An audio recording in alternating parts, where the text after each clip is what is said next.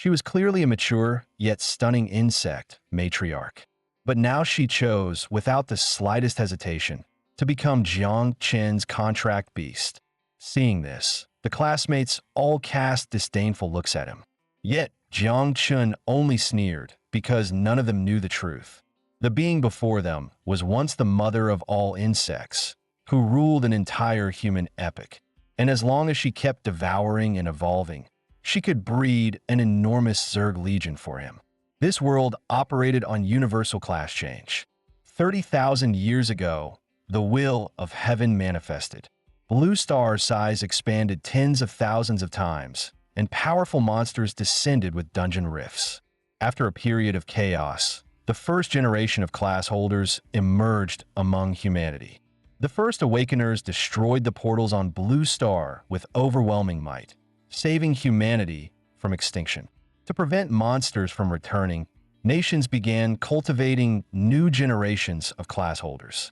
At age 18, everyone undergoes talent awakening. Classes fall into combat, support, or lifestyle. Combat, being the most practical, became the most popular choice. Support followed due to its buff abilities. As for lifestyle classes, lacking combat power, they were dismissed and relegated to logistics roles. After class change, talents are graded as common, rare, hidden, or god tier. Today was Jiang Chen's awakening day. He stood before the awakening altar, waiting for the energy crystal to activate. When he opened his eyes again, a terrifying light burst from the crystal, and an eerie celestial vision engulfed the entire city. A colossal divine tree rose straight into the heavens. The old principal hurried onto the altar, suppressing his usual authority. I never expected we'd see a god-tier awakener this year. Jiang, you truly live up to your top-rank theory scores. Hearing the principal's words, Jiang Chen turned his head. I'm afraid I'll disappoint you, principal. The class I awakened into isn't a combat class. As soon as he spoke, the principal's eyes flashed with shock. He muttered, almost instinctively, impossible, could it be an auxiliary class? If it's a god-tier auxiliary, that wouldn't be too bad. At least he could shine in dungeons. Jiang Chen spread his hands helplessly. In fact, I awakened into a life class, god-tier spirit nurturer. My talent mainly accelerates the growth of plants and small animals. The principal's expression froze instantly. His brows tightened as he sighed. Life classes have no combat ability. Even if it's god tier, it must be excluded from top student selection. In that case, your guaranteed admission is likely gone. Top academies have never taken life class students. Students watching nearby couldn't help sneering. Such a terrifying heavenly phenomenon. And it turns out to be just a life class. Jiang Chen pretended to look dejected as he walked down the awakening platform. But where they couldn't see, the corner of his lips lifted slightly. His soul actually came from another parallel Earth and reincarnated here after an accident. His parents had died in an accident when he was young. To survive in this power-oriented world, he buried himself in studying every piece of theory about professioners. Perhaps his diligence moved fate. Not long ago, he awakened the Zerg system, allowing him to control a species long extinct. Although he currently had only one brood mother, 9 miasma wings, one must remember, the Zerg had slaughtered countless human powerhouses in the last era. It was said 12 human kings had to sacrifice 9 of their own to seal the Zerg completely. His consciousness then followed the guiding force of his awakening into another space. It was the origin space formed by his soul sea merging with his newfound ability. The ancient tree before him was the external manifestation of his talent. 3 system windows appeared before his eyes. Class talent evolution of all things, usable once every 10 days on a single target. Fruits of all things, which accumulate growth energy through kills and drop special fruits upon maturity. Accelerated growth, an active skill that boosts the growth of living beings by 10%. On the surface, a god-tier spirit nurturer seemed powerless, but to him, it was irreplaceable. The Zerg breeding cycle was extremely long. Speeding it up meant he could build his own swarm army. With a single thought, he channeled his energy and summoned the Calamity tier brood mother, 9 miasma wings. She was his first brood mother, said to have been born in the deepest Een lands, with a dark purple body and 9 wings. On her back grew 9 wings, and when necessary, she could transform into a cloud of purple miasma, thus the name 9 miasma wings. A system prompt appeared, informing Jiang Chun that the broodmother's first evolution requirement had been met.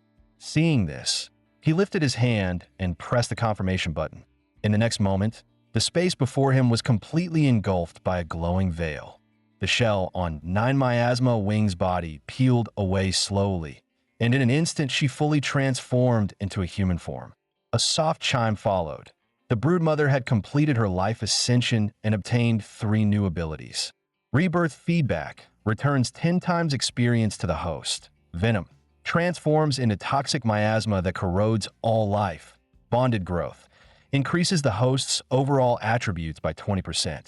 Satisfaction flashed across Jiang Chen's face. As expected, the God-tier Spirit Nurturer class was tailor-made for the Zerg system. It accelerated brood reproduction. The broodmother's feedback sped up his leveling, and it even boosted his attributes by 20%. At this rate, as long as he kept slaying and devouring fast enough, it wouldn't be long before he possessed a massive Zerg army. But the Zerg were an absolute taboo on Blue Star. Being discovered could easily mean death. So he could only let 9 miasma wings stay in her toxic mist form as cover. Suddenly, a disturbance rippled through the inner space. A dangerous gleam flashed through the broodmother's eyes. She warned him that a powerful consciousness was probing his mind sea. Before she finished speaking, his awareness collapsed back into the real world. A burly man now stood before him. With a cold tone, the man asked the awakening phenomenon the whole city saw. Was that caused by you? Jiang Chun couldn't utter a word. The man was continuously releasing oppressive pressure toward him. His strength was at least master tier or higher. Jiang Chun did not answer the man's question. Instead, he focused his will and confronted him head-on. But at that moment, the broodmother 9 miasma wings suddenly emerged from his mind sea, detected a hostile life form threatening the master. Xiaojia will immediately devour the target. Jiang Chen's pupils contracted sharply as he sensed danger. In an instant, an invisible pressure spread through the surroundings. All the students nearby felt an overwhelming, suffocating force. Fortunately, at the final moment, he managed to suppress 9 miasma wings' killing intent. If her existence were exposed, he might be taken away and buried alongside her. But this reminded him, he needed to feed her more monsters as soon as possible. Higher devour value meant weaker aggression. The burly man let out a cold snort. You just completed your class change and can already withstand my probe. And even think of counterattacking? As expected of a legendary God-tier class. Not bad. Hearing this, Jiang Chun exhaled silently. It seemed the man hadn't discovered his secret and had mistaken 9 miasma wings' killing intent for a counterattack. The man then stopped beating around the bush. He explained he had come to invite Jiang Chun to join the Night Watchers, and that he himself was their commander, Ami Jigong.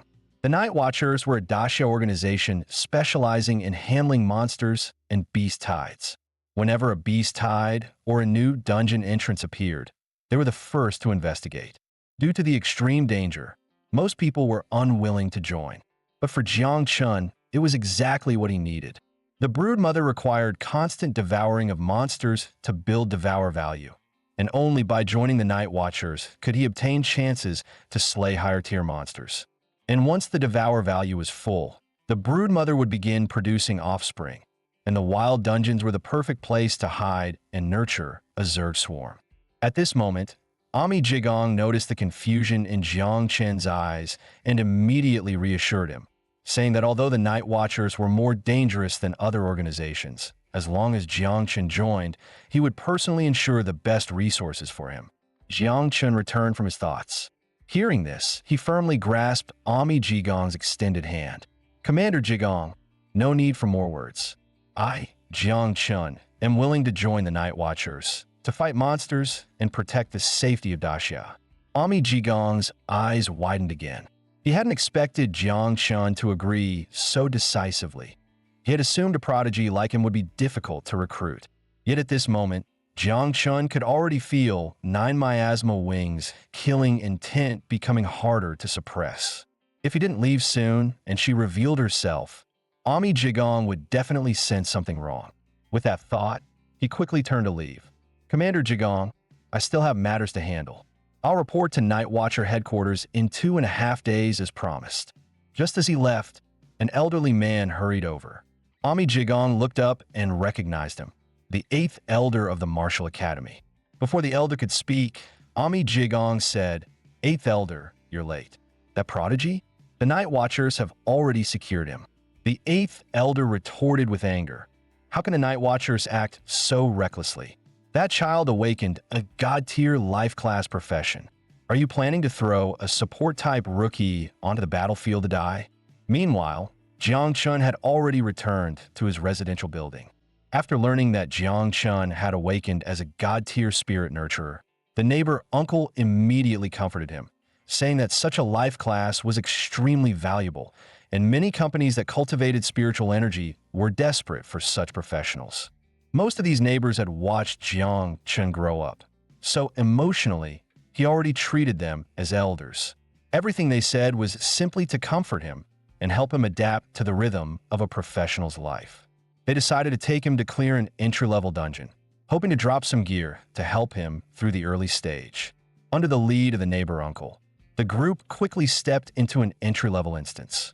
But after only a few steps, the uncle broke into cold sweat at the sight ahead, because this was actually a C-class dungeon, Temple of the Undead, while they usually only dared to clear D-class dungeons. The uncle then guessed that the Heavenly Tao system must have detected Jiang Chen's god-tier profession and, to maintain balance, matched them with a higher-level instance. Although the Temple of the Undead was more dangerous and quitting midway granted 0 rewards, C-class and above had one great benefit: a guaranteed drop of high-grade equipment upon clearing. So the uncle decided on the spot to give it a try. Perhaps they could get better gear. At this moment, undead skeletons began spawning in the dungeon. Seeing this, the uncle immediately told Jiang Chun to fall back to the rear. With the support buffs applied, the uncle darted through the horde of monsters with agile footwork. Meanwhile, the scent of blood spreading through the dungeon instantly triggered 9 miasma wings, killing intent inside Jiang Chen's mind. As their figures disappeared ahead, Jiang Chun waved his hand and cast corrosion. 9 miasma wings instantly turned into a dark purple cloud of miasma. The undead skeleton's body melted away the moment it touched him. However, their levels were simply too low, causing 9 miasma wings' devour value to increase painfully slowly. Although the uncle's group had already gone deeper, Jiang Chun was activating the Broodmother for the first time and still couldn't fully control the miasma's path. To avoid accidental harm, he chose to stay put. At that moment, 9 miasma wings sent a signal into his mind, indicating it had detected fresh food ahead. Soon, a much larger monster emerged from the darkness, a level 10 shadow lurker. This was a special mechanic of the Temple of the Undead. Monsters hide in the dark specifically to hunt stragglers. Judging by stats alone, this shadow lurker was far inferior to Jiang Chun after gaining the shared attribute buff. So he decided to use it to test his skill damage. 3 projectiles shot out, whoosh, whoosh, whoosh, while he revealed the poison staff of 9 miasma wings. Then he clenched his fist tightly. In the next instant, the monster was engulfed by miasma and died in agony. As expected, even stronger monsters were no match for him, and 9 miasma wings' devour speed increased noticeably after he acted. He then chose to leave 9 miasma wings behind to devour the remaining corpses while he went to check on the uncle's group. After all, this C-class dungeon hid many powerful monsters. Meanwhile, deeper inside, the uncle and the others had already been surrounded by a sudden horde of skeletons. They were all panting heavily from exhaustion. After a brief thought, the uncle told his teammates to escort Jiang Chun out first while he stayed behind to cover them. As soon as he finished speaking, a skeleton suddenly attacked from behind. Hearing the noise, the uncle instinctively turned around. In the next second, that skeleton was swallowed and dissolved by a surge of miasma that came out of nowhere. Jiang Chun slowly walked up from behind and asked, "Uncle, none of you are hurt, right?" The uncle finally recovered from shock. He clearly remembered Jiang Chun awakening a life-type profession. So how could he possess such overwhelming power? Jiang Chun didn't have time to explain, so he casually made up a reason. A god-tier spirit nurturer indeed has no combat ability, but happens to come with a hidden toxic miasma skill. He then told the uncle to take the wounded and retreat first, since this toxic miasma skill made him the most suitable one to stay behind. After thinking for a moment, the uncle agreed to his plan. He tossed his greatsword toward Jiang Chun and told him to return it personally when everything was over. With that, he left quickly with the injured. Jiang Chun caught the greatsword. It was perfect for expanding the range of his toxic miasma. After all, he was ranked first in the school for swordsmanship. Then he unleashed his full power, and the surrounding skeleton army collapsed instantly under his assault. It didn't take long before he cleared all of them. But when he faced the dungeon's final boss, things became extremely difficult. The creature effortlessly caught his full power strike and shattered his greatsword with a single move. Such overwhelming strength. No wonder the level 15 Undead Monarch far surpassed Jiang Chun in every attribute. At the critical moment, 9 Miasma Wings finished its battle elsewhere and teleported to his side the instant it sensed his call. The Broodmother then released a terrifying pressure, surging outward like a violent tidal wave. Facing the sudden oppressive aura, the Undead Monarch panicked and threw a clumsy punch forward. 9 Miasma Wings' eyes flashed red, and with nothing but the overwhelming force radiating from its body, it smashed the boss-level Undead Monarch through the air, sending it crashing violently to the ground. In the next moment, under its chilling gaze, the Undead Monarch exploded with a thunderous boom, truly worthy of its legend. The Zerg race stood above all others. With just a casual strike, it annihilated a C-class dungeon boss with ease. At the spot where the Undead Monarch died, a crystal stone appeared. It continued absorbing and condensing the surrounding mana. Soon, the crystal reassembled itself into a new monster. Unlike the Undead Monarch, this one stood 5 meters tall and looked even more menacing. Could this undead tyrant be the true final boss of the dungeon? If it was born from the crystal, then the crystal was very likely its source of power. Jiang Chun signaled 9 Miasma Wings, telling it to destroy the energy crystal inside the undead tyrant. But unexpectedly, this seemingly bulky monster moved with shocking speed, dodging the falling miasma attacks again and again. Not only that, every counterattack it launched was overwhelmingly strong, making it difficult for 9 Miasma Wings to gain any advantage. Before long, Jiang Chun came up with a solution. He sensed that many root-type plants were growing beneath the ground. As long as he released his spirit nurture talent at the moment the undead tyrant approached, he could bind it with those roots. A green totem appeared on the back of his hand, a sign that the growth of all things talent was activating. Jiang Chun swung his arm decisively. Instantly, countless thick roots burst from the ground and wrapped tightly around the undead tyrant's limbs. Seeing this, 9 Miasma Wings released a heavy, crushing attack. With a thunderous boom, the undead tyrant vanished completely from the space. Jiang Chun walked slowly toward the site where its body exploded. He picked up the crystal stone filled with mana, then crushed it firmly in his hand. A system notification appeared. Congratulations, Jiang Chun, for clearing the C-Class Dungeon Undead Sanctuary. Reward, D-Class Weapon, Edim's Swift Dagger. Holding the new weapon, he thought it would make a good replacement for the greatsword broken by the Undead Monarch. There was also another reward, a large warhammer called Call of the King, with a passive that gives a 10% chance of triggering a 5 times critical hit. The warhammer, however, was extremely heavy, so heavy that Jiang Chun couldn't lift it in one motion. Judging from its description, it was clearly meant for heavy armored combat professions. Then came the EXP settlement. With the talent feedback, he jumped from level 0 straight to level 6. His physical attributes rose several tiers instantly, allowing him to lift the warhammer with ease. He then signaled 9 miasma wings to devour the corpse of the undead tyrant. But consuming such a massive monster naturally caused quite a commotion. Fortunately, this was inside a dungeon. Doing this in a city would basically be suicide. Still, boss-type monsters had one great advantage. Their corpses granted an enormous increase in devour value. At that moment, footsteps came from behind. The uncle and the others had likely rushed over after hearing the noise. Jiang Chun quickly ordered 9 miasma wings to return to human form and retreat back into his mindscape. Seeing the loot settlement, the uncle wore a stunned expression. Jiang Chun quickly made up an excuse. I'm not entirely sure why. Maybe my toxic miasma skill just happens to counter this type of monster. The uncle then offered a suggestion.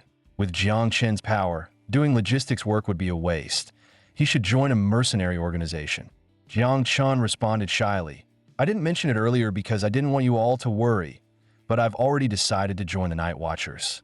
I'm scheduled to report in 2.5 days. The next morning, Jiang Chun appeared at the outer city border. He only needed one more boss-level corpse for 9 miasma wings to max out its devour value, allowing him to begin breeding the first generation of brittlings. And beyond the outer city border, the wilderness was the place where bosses spawned most frequently. According to legend, after the advent of the job transition era, countless beast tides and dungeons surged into human territory. At the end of that era, humanity finally expelled the monsters, leaving behind this wilderness as a battleground, now used by future professionals to level up and earn resources. The previous night, Jiang Chun discovered something interesting. Because of the talent feedback, every time he ate something, his devour value increased a little. Following the map's guidance, he headed toward the wilderness. His instructor once explained that due to the influence of heavenly Tao energy, all electronic devices malfunction in the wild. Monsters in the wild nests also migrate with the seasons, so without up-to-date intel, it's nearly impossible to find large groups of them. Among the available dungeons, the Firebird Rexy instance had the most players. Going there would easily expose 9 miasma wings. Several other locations marked with question marks were rumored to be newly spawned monster nests that required Night Watchers to investigate before anyone could enter. Based on current information, the Goblin Dungeon was the most suitable for Jiang Chun. Just then, a stranger appeared behind him and called out to him. The man asked rudely whether Jiang Chun had seen a blonde woman near the outer city. Jiang Chun stopped and shot him a cold glance. Sorry, haven't seen her. A mass of dark purple miasma instantly crawled across the man's palm. The man's expression twisted in shock. This kid, who looked utterly weak, could actually penetrate the defenses of a level 27 tank-type warrior like him. The man flashed forward, appearing before Jiang Chun, his eyes filled with killing intent. You got guts, brat. Don't you know the Shao family is behind me? Jiang Chun raised his arm, summoning 9 miasma wings to form a toxic miasma state. But just as the battle was about to break out, a blue-haired, black-robed man suddenly appeared behind the warrior. In an instant, all of the man's arrogance vanished. He felt at his knees like a dog pinned to the ground. Jiang Chun watched the two figures coldly. He hadn't even sensed the blue-haired man's movements. That meant this newcomer was far more dangerous than the warrior. The blue-haired man approached to apologize to Jiang Chun, saying his subordinate's negligence had caused trouble. If compensation was needed, Jiang Chun could speak up anytime. Jiang Chun simply replied that it wasn't necessary. The man looked at him with interest, saying Jiang Chun seemed rather amusing, and asked if he was heading toward the wildlands. As he spoke, he suddenly stepped closer and suggested they could travel together. Jiang Chun didn't accept. He simply turned away. Thanks for the offer, but I prefer to act alone. The moment Jiang Chun left, the blue-haired man's expression twisted into something vicious. He sharply ordered the warrior beside him to continue the search. The blonde woman they wanted had already escaped the outer city. From her route, she was likely heading through the wildlands toward the nearest outpost, so he would personally go after her. Meanwhile, Jiang Chun had stepped into a corridor shrouded in thick fog. According to the map, the Goblin Beast Tide should be somewhere ahead. However, He had already walked for half a day without exiting this eerie passage, and the monsters that usually appeared frequently were now growing scarce. Anxiety crept into him. If he didn't locate the beast tide soon, he might not make it to the Night Watchers on time. With that in mind, he quickened his pace, silently praying to find its location quickly. Suddenly, a series of thunderous rumbles echoed beside his ears. Endless rain poured down from the sky. Jiang Chun keenly sensed subtle fluctuations of mana in the air. Although he missed the goblin beast tide due to getting lost, he had accidentally stumbled upon another beast tide entirely. Narrowing his eyes, he judged from the strength and nature of the fluctuation that a boss-level creature was likely present. The next moment, a massive demon spider circled overhead. Jiang Chun leaped up, his fist swelling with force, and smashed a heavy blow into the spider's body. Before he could even catch his breath, hordes of demon spiders surged out from all directions. Without hesitation, he summoned the mother insect, 9 miasmal wings. Old 9, you can feast without holding back this time. In just 2.5 minutes, the massive spider swarm had piled up into a mountain of corpses. The wilderness was clearly far more suitable for his restructuring and cultivation. Experience was gained instantly, and each monster offered far more devour value than those in dungeon instances. After finishing her feast, 9 miasmal wings suddenly reported sensing a strong presence ahead. But when Jiang Chun hurried over, he found a barely clothed woman lying on the ground. Fortunately, she soon regained consciousness. But upon seeing a stranger crouched in front of her, her expression changed drastically. She stumbled to her feet, muttering something about wasting too much time and those people catching up. Jiang Chun only caught fragments and asked, "You seem really scared. Is something terrifying ahead?" Panting, the woman said there were monsters she couldn't handle, so she was preparing to leave. If Jiang Chun wanted, he could check for himself. With that, she dashed off and vanished. If strong monsters really were ahead, that would actually work in Jiang Chun's favor. But her expression earlier was clearly lying. Perhaps what waited ahead weren't monsters, but rogue professionals. Out in the wilderness, murder and robbery weren't rare. That woman might even be part of their group. At that moment, 9 miasmal wings sent out a strong psychic wave, reporting many entities approaching from the front. Soon, countless crimson eyes appeared in the darkness. Jiang Chen's heart tightened. This wave of monsters could easily wipe out a level 10 team. Still, as long as they weren't other professionals, he had nothing to worry about. With Little 9 around, these monsters were just voluntary offerings. He instructed Little 9 to shift into toxic miasma form and coat his twin blades. Then Jiang Chun charged forward, slicing open a deep wound on a demon spider in an instant. With Little 9's toxic miasma boosting his attacks, the once ferocious demon spiders collapsed one after another. The scene that followed, however, made Jiang Chen's heart tremble. The spiders were coordinating in a rotating, wheel-like formation. Could the boss above be controlling the entire swarm's assault? No wonder he hadn't encountered other professionals. Thousands of spiders acting as if sharing a single mind were extremely troublesome to handle. Jiang Chun realized he had to eliminate the boss first before dealing with the smaller ones. Yet breaking through the layered siege of spiders wouldn't be easy. At that moment, Little 9 reverted to her human form, saying she could understand the monster's communication. She then used her innate racial suppression to forcibly sever their link, making things much simpler. Without the boss's command, the spider swarm instantly lost cohesion, their once tight formation collapsing. They now resembled a torn net, and Jiang Chun cut through them like a blade through paper. He easily advanced all the way to the boss. The massive creature glared at him with enormous, blood-red eyes. Jiang Chun didn't hesitate. His blade fell, and a corpse gas-infused sword strike pierced straight through the spider leader's skull. A clear chime sounded as the system congratulated Jiang Chun for reaching level 14, with his combat rating rising to 127 stars. He looked up at the notification, eyes full of surprise. 127 stars already? That meant his single target combat strength now matched that of a level 25 combat professional. The next step was to devour the corpse and use the immense energy within it to begin breeding his first Zerg army. What Jiang Chun didn't expect was that his innate talent not only boosted 9 miasma wings devour value, but even accelerated the breeding process. Roughly 2.5 hours later, a dark purple totem appeared on the back of his left hand. Jiang Chen's eyes trembled as he stared at the spectacular scene before him. Countless newly born insects burst forth, their wing beats shaking the ground itself. By his estimation, the first brood numbered over 2,000.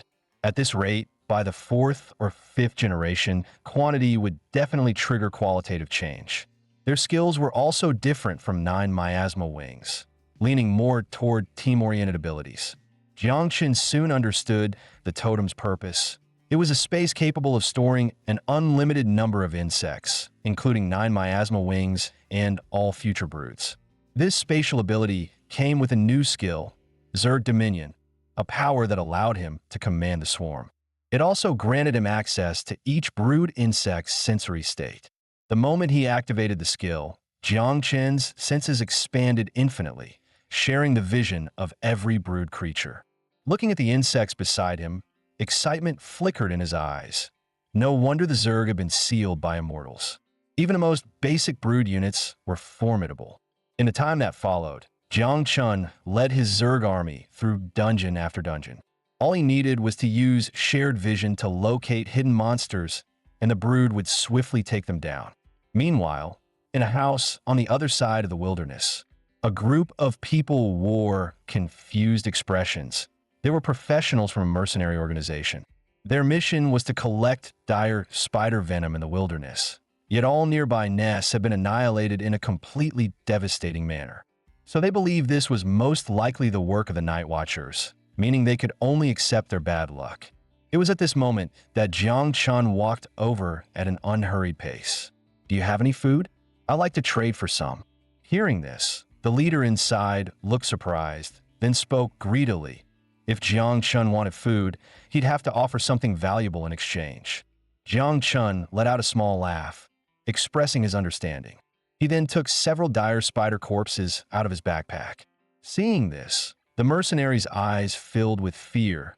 The bodies were unmistakably dire spider corpses, meaning the one who wiped out all the nests was most likely this man standing before them. Realizing this, their arrogance vanished instantly. After completing the trade, they hurried away without looking back. Drinking the hot broth, Jiang Chun considered his next steps. The devour value required for his swarm had increased visibly. Even if he cleared every beast den nearby, it might still not be enough for a second brood. The only solution was to reach the Night Watchers as soon as possible, since they possessed large amounts of undisclosed beast blood from secret realms. Just then, something slammed hard into Jiang Chen's back. When he turned, he found it was the same girl from before. With pitiful eyes, she begged him not to say he had seen her, then hurried to hide somewhere. Jiang Chun finally understood. She must have been the one those so-called Shao family members were searching for. Moments later, a familiar figure entered with a group of black-clad men, the young master of the Shao family. He immediately drew his sword and pressed it against Jiang Chen's neck, his former friendliness gone as he coldly asked whether he had seen a black-haired woman. Jiang Chun pointed behind him. "A woman did run past just now, but I didn't see clearly whether she had black hair." The Shao young master stood up slowly. On his way out, he cast a cold glance back at Jiang Chun, warning that he hoped Jiang Chun was not lying. Otherwise, next time, he wouldn't mind making him taste the Shao family's methods. No wonder they dared to search so openly in the wilderness. The Shao family was a town-nation clan, one of the highest-ranking families in the entire Dragon Kingdom. Each town-nation clan had a glorious past. Legends said their ancestors were frontier officials at the founding of the kingdom, only entering the world when the nation faced calamity. It seemed the Shao young master was even stronger than Jiang Chun had imagined. About 2.5 minutes later, the girl reappeared to thank Jiang Chun sincerely. Jiang Chun held her hand firmly and questioned how she had provoked such dangerous people. He genuinely regretted getting involved. She explained helplessly that the Shao family members were vile. They coveted her cargo, robbed her, and to protect their reputation, planned to kill her. But Jiang Chun had no time to deal with such matters now, because at that moment, a buzzing sound echoed incessantly in his ears. The girl also felt her heart pounding rapidly. The group had set up a barrier talisman before leaving. As expected, moments later young Master Shao returned with an even larger group, clearly intending to eliminate all witnesses. His brows tightened slightly. Several crimson bolts of lightning burst from his palm. Countless glowing runes intertwined, forming an invisible barrier. The Shao family's ancestral cage formation, said to restrain even dragonkind. Yet at the last moment, he waved his hand and offered Jiang Chun another choice. He acknowledged that a god-tier life profession was extremely rare. If Jiang Chun handed over the girl, he would grant him the chance to serve under the Shao family. Jiang Chun's eyes sharpened like frozen blades, a faint smirk rising on his lips. A tempting offer. Unfortunately, I don't plan on becoming the Shao family's dog. And as we all know, only the dead stay quiet. With that, a powerful aura erupted from him. Young Master Zhao's expression twisted into a cold grin as he ordered his black-clad men to kill Jiang Chun. Jiang Chun let out a cold snort and activated his innate skill, growth of all things. In an instant, the ground trembled as thick vines shot up like spring bamboo. Within seconds, the black-clad men were bound and suspended in midair. But soon they realized something was off. The vines looked strong, but were actually brittle, snapping with only slight force. He's bluffing, just a trick. Yet observing from outside, young Master Zhao's face showed surprise. He recognized it as a deliberate distraction. Meanwhile, Jiang Chun used their confusion to summon his dormant insect army. As the black-clad men turned, they saw a grotesque swarm creatures charging at them. With just a few swift, tearing sounds, they were overwhelmed and devoured almost instantly. Even the fast ones who drew their weapons only survived a few seconds longer. Young Master Shao finally lost his composure and roared in fury. He drew his sword, chanting as he unleashed the first stance of the ethereal 9 forms. Candle Dragon. Jiang Chun looked up at the dragon spiraling above with a helpless smile. The level gap was too great. Recalling his swarm in time was impossible. A thunderous boom erupted. Young Master Zhao's pupils shrank, utter disbelief filling his eyes. No one expected it. The attack had been blocked by the girl. Her class was the world's only hidden defense profession, Eternal Earth Shield. Jiang Chun seized a brief moment when young Master Shao froze. He immediately issued the attack command to the swarm. In an instant, nearly 2,000 bridlings surged toward young Master Shao with murderous intent. Shao grabbed the closest subordinate and pulled him forward. Before the man even understood what was happening, he was devoured by the swarm. Shao casually adjusted his sleeve and stepped forward unhurriedly. At the same time, he took a pill from his pocket and swallowed it in one gulp. He admitted he had underestimated Jiang Chun. He never expected someone in the wilderness to force him to use a 6-essence rejuvenation pill. Invisible fury burned within his eyes. He leaned forward, knees slightly bent, taking the Iron Mountain stance before lifting his sword to unleash the second form of the ethereal 9 styles, Dragon Subduing Slash. The dragon in the sky, no longer still, gathered power and roared as it dove down. Meanwhile, the girl cast her enhanced skill, Earth Guardian Shield. But since Shao had taken the pill beforehand, the shield would not last long.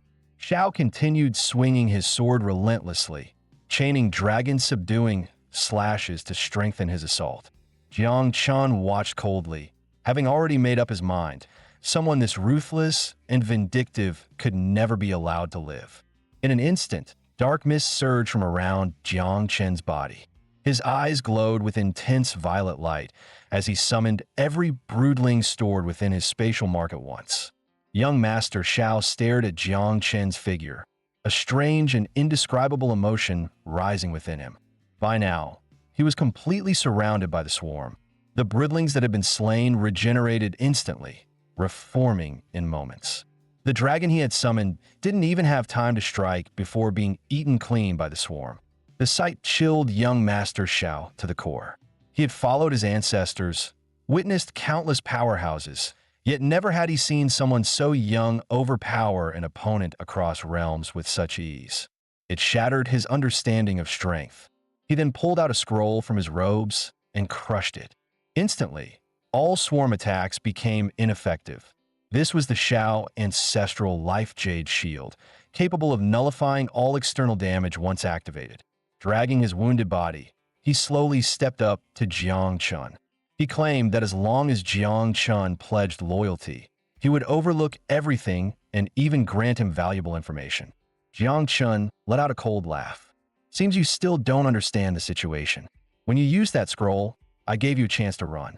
Since you didn't treasure it, don't blame me for what comes next. Cold, killing intent burst from his eyes. The Shao retainers were so terrified they nearly collapsed. A terrifying figure was now circling above their heads. With a sharp crack, the Life Jade shield shattered effortlessly. It dissolved into countless motes of light. Young Master Zhao's eyes widened, unable to speak. His face twisted with disbelief. Shao family's unparalleled Life Jade shield had been broken by a single broodling summoned by Jiang Chun. Jiang Chun no longer cared about these so-called noble clans. The cultivation on their bodies would probably boost Shao Jio's power by a huge margin. With that thought, he signaled 9 miasmal wings to move forward and feast. The girl froze completely as she watched him, shocked by how ruthless and merciless his methods were. She even feared Jiang Chun might silence her next. Jiang Chun slowly walked up to her. If you don't want to die, give me one reason not to kill you. Hearing this, the girl immediately knelt down and took out a storage ring, saying everything she owned was inside and he could take all of it if he wished. Jiang Chun didn't decline and took the ring, but said calmly that even with her sincerity, he had no assurance she wouldn't leak the matter once released. The girl instantly pressed 4 fingers together at the side of her head and swore to the heavens that if she ever lied to Jiang Chun, lightning would strike her and she would never again be reborn as a human. Jiang Chun was stunned and confused because what kind of parents named their daughter Luo Sandow? Had they read too much fantasy? Seeing his doubt, Luo Sandow hurriedly pulled out her ID, saying he could check freely. She really was named Luo Sandow. Jiang Chun glanced at the photo and went speechless. You expect me to believe this is the same person as you? Luo Sandow grabbed her loose hair and pushed up her cheeks, saying the picture was taken 2.5 years ago, when she wasn't an adult yet, so some baby fat was normal. Watching her silly demonstration, Jiang Chun almost lost his composure. Even so, it still wasn't enough to guarantee she could keep the secret. Luo Sandow seemed to understand what he was thinking and quickly took out a scroll from her storage space. Jiang Chun asked what it was. She explained it was a sealing scroll. Once activated, anyone who leaks the secret dies instantly. She was terrified of death. Otherwise, she wouldn't have risked entering this wilderness. Jiang Chun hadn't expected such an item to exist, but with this, the risk of the secret spreading was gone. With that thought, Jiang Chun finally relented and said he wouldn't kill Luo Sandow. Then he turned to leave, planning to report to the Night Watchers. Time was running out. Seeing this, Luo Sandow quickly called out to him and suggested he escort her home. She was exhausted, and with him, she'd be much safer. Besides, her family had a spatial teleport station, far faster than him walking all the way to the Night Watchers. Moments later, Jiang Chun followed her to the Luo family's old residence. After hearing what Luo Sandow experienced on the road, the Luo family's matriarch instantly erupted in anger. Her husband quickly stepped up to calm her, saying that as long as Sandow returned safely, that was all that mattered. The Shao family held massive power in the Dragon Nation, far beyond what merchants like them could afford to offend. Luo's father then walked up to Jiang Chun with a grateful smile, thanking him for saving Luo Sandow and escorting her home, and handed him a black premium card. Jiang Chun happened to lack resources the most right now. This black card was exactly what he needed. Meanwhile, on the Shao family side, the patriarch, Shao Yuanshan, suddenly sensed that the fate jade he bestowed upon Shao Yuanwu had shattered. This meant Shao Yuanwu had likely been ambushed. A young man whose features resembled Shao Yuanwu stepped forward, telling his grandfather not to lose his temper. Shao Yuanwu, he said, was only a second-turn weakling. barely stronger than the Shao family side branches. After he finished the opportunity session at the Tianjiao camp, he would personally hunt down the one behind this. Half an hour later, Jiang Chun arrived at the Night Watchers right on time, only to find the place packed with people. Commander Ji Gang threw an arm around Jiang Chun's shoulder. "Jiang Chun, you finally made it. Let me introduce you to the Night Watchers core members." Following Ji Gang's gesture, Jiang Chun first saw a beautiful young girl. Her name was Ruoshi, a level 45 second turn healer, the youngest member of the Night Watchers before Jiang Chun joined. Next was Marco, a level 49 second turn archer. He was cold, quiet, and just a bit Sundara. Then came a shorter man, Chu Bulang, a level 49 second turn defender. Despite his height, his physical strength was astonishing. At that moment, a mature, graceful blonde woman walked over. Her name was Tang Jin, a level 61 third turn master tier fire mage, and also the deputy commander of the Night Watchers. Jiang Chun could call her Aunt Tang. Seeing how warm and welcoming these teammates were on their first meeting, Jiang Chun felt a wave of warmth inside. "Thanks, everyone, but I'm just a life-type profession." Ji Gang waved that off completely. Life types are still professionals. In the Night Watchers, no one is above anyone else. Besides, you're a god tier. He totally misunderstood Jiang Chen's intention. Jiang Chen only wanted to get some resources, hide his identity, and help 9 poison wings grow faster. Before Jiang Chun could think further, Ji Gang pulled him close again, saying he planned to sign him up for the Tianjiao training camp happening in 2.5 days. There he could earn plenty of resources, and it would count as an assessment. The minimum requirement was level 17. Hearing that, Jiang Chun simply replied he was already level 17. Ji Gang's eyes widened instantly. Jiang Chun had just completed his job change ceremony days ago, yet he'd already reached level 17. He guessed this must be the effect of a god-tier life-type profession. If so, he supported Jiang Chun going even more. But in the next second, everyone, including Ji Gang, suddenly turned cold-eyed. Ji Gang asked anxiously whether Jiang Chun had provoked some powerful expert while leveling, because he sensed an unknown third-turn master using divine sense to track Jiang Chun. Jiang Chen's heart skipped a beat. Could it be the Shao family has begun to act? Ruoshi then cast a sound-isolating shield to block all probing.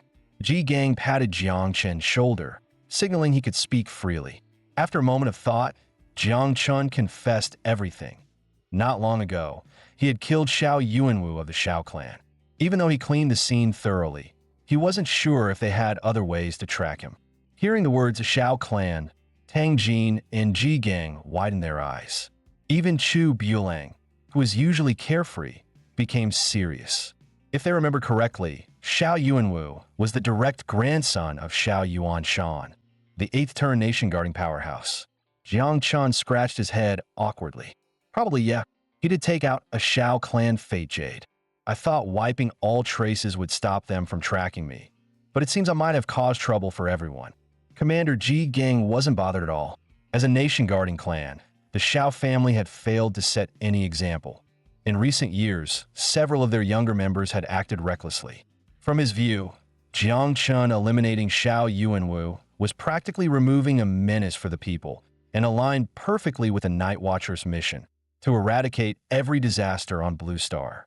Though an 8th turn nation guarding expert was terrifying, according to Ji Gang, Shao Yuanwu had long been marginalized by his clan. That meant Shao Yuanshan might not personally take action. If they sent someone else, the Night Watchers might still have a fighting chance. Hearing these words, Jiang Chen's eyes grew slightly hot. Although he had neighbors who looked after him growing up, this was the first time he genuinely felt something like home. Only then did Ji Gang react. Even if Shao Yuanwu was sidelined, he should have been at least second turn. How could a first turn level 17 life type like you defeat a second turn level 30 combat type? Jiang Chun had already prepared his explanation. Commander Ji Gang, calm down first. I had help at the time, Luo Sandow of the Jiang and Luo family. She's the only hidden profession, Eternal Earth Shield. Hearing that, everyone instantly understood. The Luo family was the wealthiest clan in Jiangnan. They couldn't rival a nation-guarding clan, but handling a second-turn combat type wasn't difficult. And since the Luo family was involved, if the Shao clan pursued the matter later, the Luo family likely wouldn't stand aside. But Ji Gang soon realized another problem. Even with her strong defense, Luo Sandow had no offensive abilities. To kill someone carrying a Shao clan Fate Jade, one needed overwhelming offensive power. Jiang Chun waved his hand, forming a cluster of poisonous miasma in his palm. There's something I forgot to tell everyone. I'm a dual-class awakener. Besides being a god-tier spirit nurturer, I also have a hidden poison class. Commander Ji Gang immediately lit up with joy. But moments later, his expression grew serious. Your talent may be extraordinary, but since the Shao clan has already marked you, it's better to forget the Tianjiao training camp. Sure, it offers many resources, but Shao clan's prodigies will definitely attend, and accidents will be hard to avoid. Jiangchen only caught one key word: resources. Ji Gang, what kind of resources are we talking about? Even the Shao clan wants them? Ji Gang replied, mainly beast essence blood and equipment. But if you rank high in the camp, there are rare treasures, mystic fruits, secret realm scrolls, and more. Jiangchen's eyes widened immediately. These resources were far better than hunting beasts alone. With them, his swarm might even begin its second round of reproduction. With that thought, Jiang Chun looked at Ji Gang with determination. I've decided. It's dangerous, but it's the best training I can get, and I'm confident I can survive whatever the Shao clan throws at me. Meanwhile, in the Shao clan, Shao Beihan finally obtained a lead. Shao Yuanwu once had a conflict with a woman named Luo Sandow.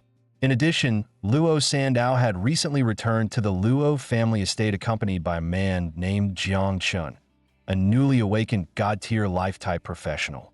By now, he should be with the Night Watchers, and both Luo Sandow and Jiang Chun had registered for the Tianjiao camp.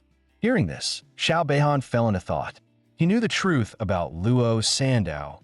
She awakened the hidden class Eternal Earth Shield and had no offensive capability. That meant the problem was likely Jiang Chun. Shao Beihan let out a cold laugh. Since we're all enrolled in the Tianjiao camp, we'll just get rid of them there. Meanwhile, at the Night Watchers base, Commander Ji Gang had already registered Jiang Chun for the Tianjiao camp. Still uneasy, he added, just in case, I found you a strong ally among the applicants. The little princess of the seven-turn Wind King Mu family, Mu Hanxiu. Before you go, I want you to accompany Hanxiu through a secret realm run. Treat it as training and a chance to build rapport. Ji Gang then pulled Jiang Chun close again. Rumor has it Mu Hanxiu is breathtakingly beautiful and about my age. Who knows, maybe I can play matchmaker for once. Jiang Chun didn't respond. The thought was too absurd. Just then, a knock came at the office door. An old man and a young girl walked inside. As soon as she entered, Mu Hanxiu complained, Yesterday, I asked to borrow someone for a secret realm trip and was told manpower was tight. So why is it not tight today? Commander Ji Gang wrapped an arm around Jiang Chun and chuckled. Yesterday I refused because I was annoyed with Elder Mu. Today I'm agreeing because there's one condition. You must take Jiang Chun along. Hearing this, Mu Hanxiu stepped before Jiang Chun. Tell me your current combat level. Jiang Chun answered honestly, level 17, life-type spirit nurturer. Hearing that, Mu Hanxiu instantly snapped. What is this? I came all the way here to find a reliable teammate to fight beside me, not some freeloader who'll drag everyone down. Ji Gang exploded the moment this yellow-haired girl spoke so rudely. Questioning him right after walking in was already bad enough, but speaking this harshly? Jiang Chun isn't just a god-tier talent. He's a dual-classer. At that moment, Li Shugan, who came with Mu Hanxiu, hurried to smooth things over. Old Ji, calm down. Xiao Qiu just got dumped by her girlfriend. Her bad temper is somewhat understandable. Jiang Chun froze for a moment. Mu Hanxiu was into girls? That was unexpected. Afraid that Uncle Li would reveal anything even more embarrassing, Mu Hanxiu immediately echoed along. She also had her own plans. Ji Gang and her grandfather were old acquaintances. With their long-standing relationship, he surely wouldn't set her up. The next day, Jiang Chun followed Marco and the others to the entrance of the secret realm. The realm was a level 30 beautiful village instance, allowing up to 5 people under level 50. The clear conditions were: eliminate all monsters in Light Village, defeat the boss, and destroy the sacrificial altar. Before entering, Marco turned back to remind them, "I'll be leading this run. If you get separated or run into danger, return to the teleport stone immediately." Although mutation chances in a secret realm were low, if something did happen, he might not be able to protect everyone. And at that moment, Mu Hanxiu, who had been annoyed with Jiang Chun from the start, started with her sarcasm again. "Little one-turn newbie, don't let your legs give out once we're inside." Jiang Chun ignored her. For some reason, this level, 30 Secret Realm, gave him an ominous feeling. Soon, they entered the Light Village instance. Strangely, not a single monster was in sight. Marco guessed that since no monsters were seen around, they were probably hiding inside the village houses. As they passed the stone monument at the entrance, Marco suddenly raised his hand, signaling everyone not to step in yet. Something about the stone tablet felt wrong. Ruo, she quickly sensed it too. As a light-type healer, the aura in this village felt extremely unpleasant to her. She cast a purification skill on the spot, preparing to give them a purification buff. Instantly, the fatigue in Jiang Chen's body vanished, and his mind became much clearer. But before he could feel the difference, the once bright sky darkened as thick black fog surged in. The next moment, the black fog gathered and shot straight toward the stone monument. The characters on the monument gradually turned red. A system prompt appeared. Due to a mutation, the beautiful village Secret Realm has been renamed Undead Village. Clear conditions updated. Eliminate all undead in Light Village and kill the boss. The black fog then scattered everyone, teleporting them to different areas of Light Village. Jiang Chun felt miserable. This normal difficulty had just become nightmare difficulty, and the party was split up. Remembering Marco's earlier warning, he calmed himself. A level 30 Nightmare tier mutated Secret Realm was far too dangerous for him alone. He should return to the teleport stone and regroup first. Moments later, he kicked open a room door and froze at the sight inside. Coffins filled the floor, red lanterns hung overhead, and at the far end of the room stood an old man's memorial portrait. As he hesitated, the previously solemn portrait suddenly formed a twisted smile. Jiang Chun tensed. Was that an illusion? Did the portrait just smile at him? At that instant, a coffin beside him creaked open. He turned to see every coffin in the room slowly opening. Skeletal undead creatures crawled out one after another. The system prompted, level 30 undead, immune to normal physical attacks. Jiang Chun shifted into combat stance, but internally swore. Immune to physical attacks? Would his toxin mist even work? Without wasting time, he turned his toxin haze into smoke. Using the smoke as cover, he quickly dashed out of the house. Seeing the swarms of undead outside, his heart sank again. If toxin haze counted as physical damage, only mages could deal with these creatures. Right then, Xiao Jiu emerged from his consciousness. "Master, Xiao Jiu is a little hungry." Jiang Chen was puzzled. Xiao Jiu could eat these things? Wasn't its attack also physical? But Xiao Jiu replied confidently, "Of course it could, and these undead were nourishing." Jiang Chun had no choice but to let it try. If it didn't work, he'd run with it. In the next instant, 9 toxin wings dashed straight into the monster group. The entire horde erupted with agonized screams. He almost forgot that the 9 miasma wings originally came from the abyss, so in essence it belonged to the same dark type as those undead entities. After receiving divine evolution, Xiao Jiu had already grown into the lore of the abyss, and from its origin level, it was completely above those low-tier undead. After understanding this, he waved his hand and summoned all his bridlings. In just 2.5 seconds, his level rose to level 18. It seemed this instance was truly worth coming to. Within seconds, he gained hundreds of thousands of EXP. Now he planned to examine that eerie statue again. When he returned, the statue's smile had already disappeared. The old man's face was filled with panic. Xiao Jiu ran over, saying that all the food outside had been entirely eaten. Pointing at the statue, he asked, "Can this be eaten?" Before he even finished speaking, the statue suddenly exploded on the spot.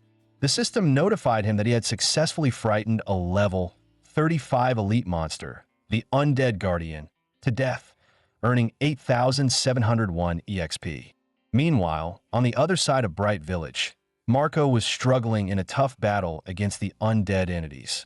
Fortunately, he had a longbow artifact with him. Otherwise, he really wouldn't be able to deal with these mutated undead. And since even Marco found them this troublesome, he couldn't imagine how the others were doing, especially for him. As someone who had just completed his first tier advancement, fighting level 30 monsters head-on would likely be impossible. While he was thinking, hundreds of notifications appear before his eyes. Your teammate killed a level 30 low-tier undead. You gained 4,133 EXP. Your teammate killed a level 35 elite undead guardian. You gained 8,028 EXP. Marco was completely shocked. This was a mutated instance, and judging from the pop-up speed, someone was insta-killing the monsters. But everyone's physical stats were average. Although Ruaw, she had light-type abilities that countered undead creatures. Even she absolutely couldn't insta-kill them. So he guessed it might be Muhanchio. But if she were truly that strong, she wouldn't have come to the Night Watcher seeking help. Meanwhile, Muhanchio had already been clawed all over by the undead, her entire body covered in wounds. She felt utterly hopeless. She had awakened a unique hidden class, hadn't even attended the Prodigy training camp yet, and now she was about to die here. But in the next moment, she noticed the undead in front of her suddenly turn around and leave without hesitation. In that same direction, a powerful aura appeared, and right then, an undead behind her seized the opportunity and slammed her to the ground. Muhanchio, completely helpless, began crying out for help.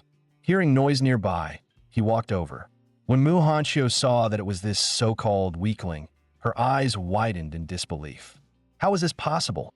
She had never imagined the aura came from him. Even though she still didn't believe in Jiang Chen's strength, she clung to him as her last hope. Seeing this, Jiang Chen waved his hand, grabbed her arm, and, showing absolutely no gentleness, directly threw her aside. With a loud thud, Muhanchio crashed heavily onto the ground. She struggled to get up, muttering under her breath, clearly about to curse Jiang Chen. But in the very next second, she was completely stunned by the sight before her. Jiang Chen no longer concealed his power. With a single sweeping motion of his hand, he commanded the Zerg swarm to begin a massacre. Wherever the miasmic venom spread, every undead was instantly melted away. In just a few seconds, hundreds of undead were corroded until none remained. Watching this scene, Muhanchio's face instantly turned red. She wasn't sure if it was shame or embarrassment, but one thing she knew, she definitely shouldn't have mocked him earlier. Meanwhile, Marco finally located Ruaw, she after much effort. The two looked confused. On their way here, the number of undead entities had visibly decreased. Ruaw, she guessed perhaps Muhanchio possessed some secret treasure that countered undead. She then pointed at a nearby alley. It showed signs of a recent battle, with fresh, undead fragments scattered across the ground. Seeing this, Marco's expression changed drastically. If Ruaw, she had such a treasure, then the only one who might still be in danger was Jiang Chen. The two immediately started searching through the alleys at full speed. But when they passed a narrow corner, the scene that greeted them left both Marco and Ruaw, she completely stunned. Jiang Chen was sitting alone on the steps, while Muhanchio was sitting behind him, gently giving him a back massage. The three froze, too afraid to approach. They knew Muhanchio's temperament far too well. She would never submit to anyone, and she was the granddaughter of a titled lord. How could she possibly act like a servant massaging Jiang Chen? There is only one explanation. What they were seeing was likely an illusion created by the boss. Hearing movement ahead, he stopped resting. Pointing behind him, he said, "You finally made it. The altar and the boss are in the courtyard back there." Before he even finished, the three immediately took combat stances, full of suspicion, demanding he answer their questions first. Seeing they might attack Jiang Chen, Muhanchio spread her arms protectively in front of him, clearly ready to block them no matter what. Jiang Chen looked at her foolish posture and sighed helplessly, pushing her aside without mercy. "You misunderstand. I'm not an illusion. If you don't believe me, I can tell you our leader is Commander Ji Gang, and Tang Yi's cooking is the best. Hearing this, the three finally lowered their guard. They confirmed it really was Jiang Chun, safe and uninjured. As everyone gathered around him, Mu Hanxiu quietly wrapped her arm around Jiang Chun's again. This wasn't even the first time she tried to take advantage of him. Jiang Chun had no idea why her personality had changed so dramatically after he saved her. Honestly, he would have preferred her old self, the proud young lady of the Mu family. Now things were simply awkward for him. Soon after, he led the group into the room where the instance boss resided. As the massive doors opened, a huge undead entity appeared before them. The system displayed, Level 40 Boss, Undead Leader. Marco immediately stepped in front of the group. This boss won't be easy. Since you have a treasure that restrains undead, Mu Hanxiu, stay back and protect Jiang Chun. After arranging formation, the five spread out. Yet just as they prepared for battle, the undead leader suddenly knelt before Jiang Chun, showing great respect. Marco's eyes widened. Was he hallucinating? Did the boss kneel to beg for mercy? Jiang Chun guessed it was because of Xiao Jiao. Jiang Chun stepped forward as miasmic venom spread out, enveloping the entire undead leader. The others lost visibility, and Jiang Chun, without any hesitation, summoned the fully evolved Xiao Jiao. Moments later, the system notified him that he had slain the boss undead leader. His level rose to 26, and all attributes increased by 1 point. Marco stared, completely stunned. The boss had died almost instantly. Did that mean all the undead earlier were also killed by Jiang Chun? He let out a mischievous grin, saying that his miasmic venom just happened to counter undead creatures. A new system notification popped up before everyone's eyes. It showed that his instance rating was SSS rank, and the entire team received a special item, Undead Badge, which allows the user to survive one guaranteed death attack. Looking at the pile of equipment and materials, he couldn't help but sigh. A level 30 instance truly lived up to its name. The gear alone had to be worth hundreds of millions.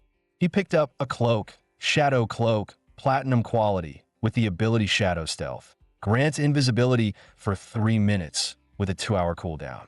After checking everything, he found this cloak was the only one worth keeping. The rest were useless to him, so he planned to sell them and buy surprises for his little broodlings. The scene shifted as the group returned to the Night Watcher's headquarters. After listening to Marco recount everything that happened inside the instance, Commander Ji Gang could no longer stay calm.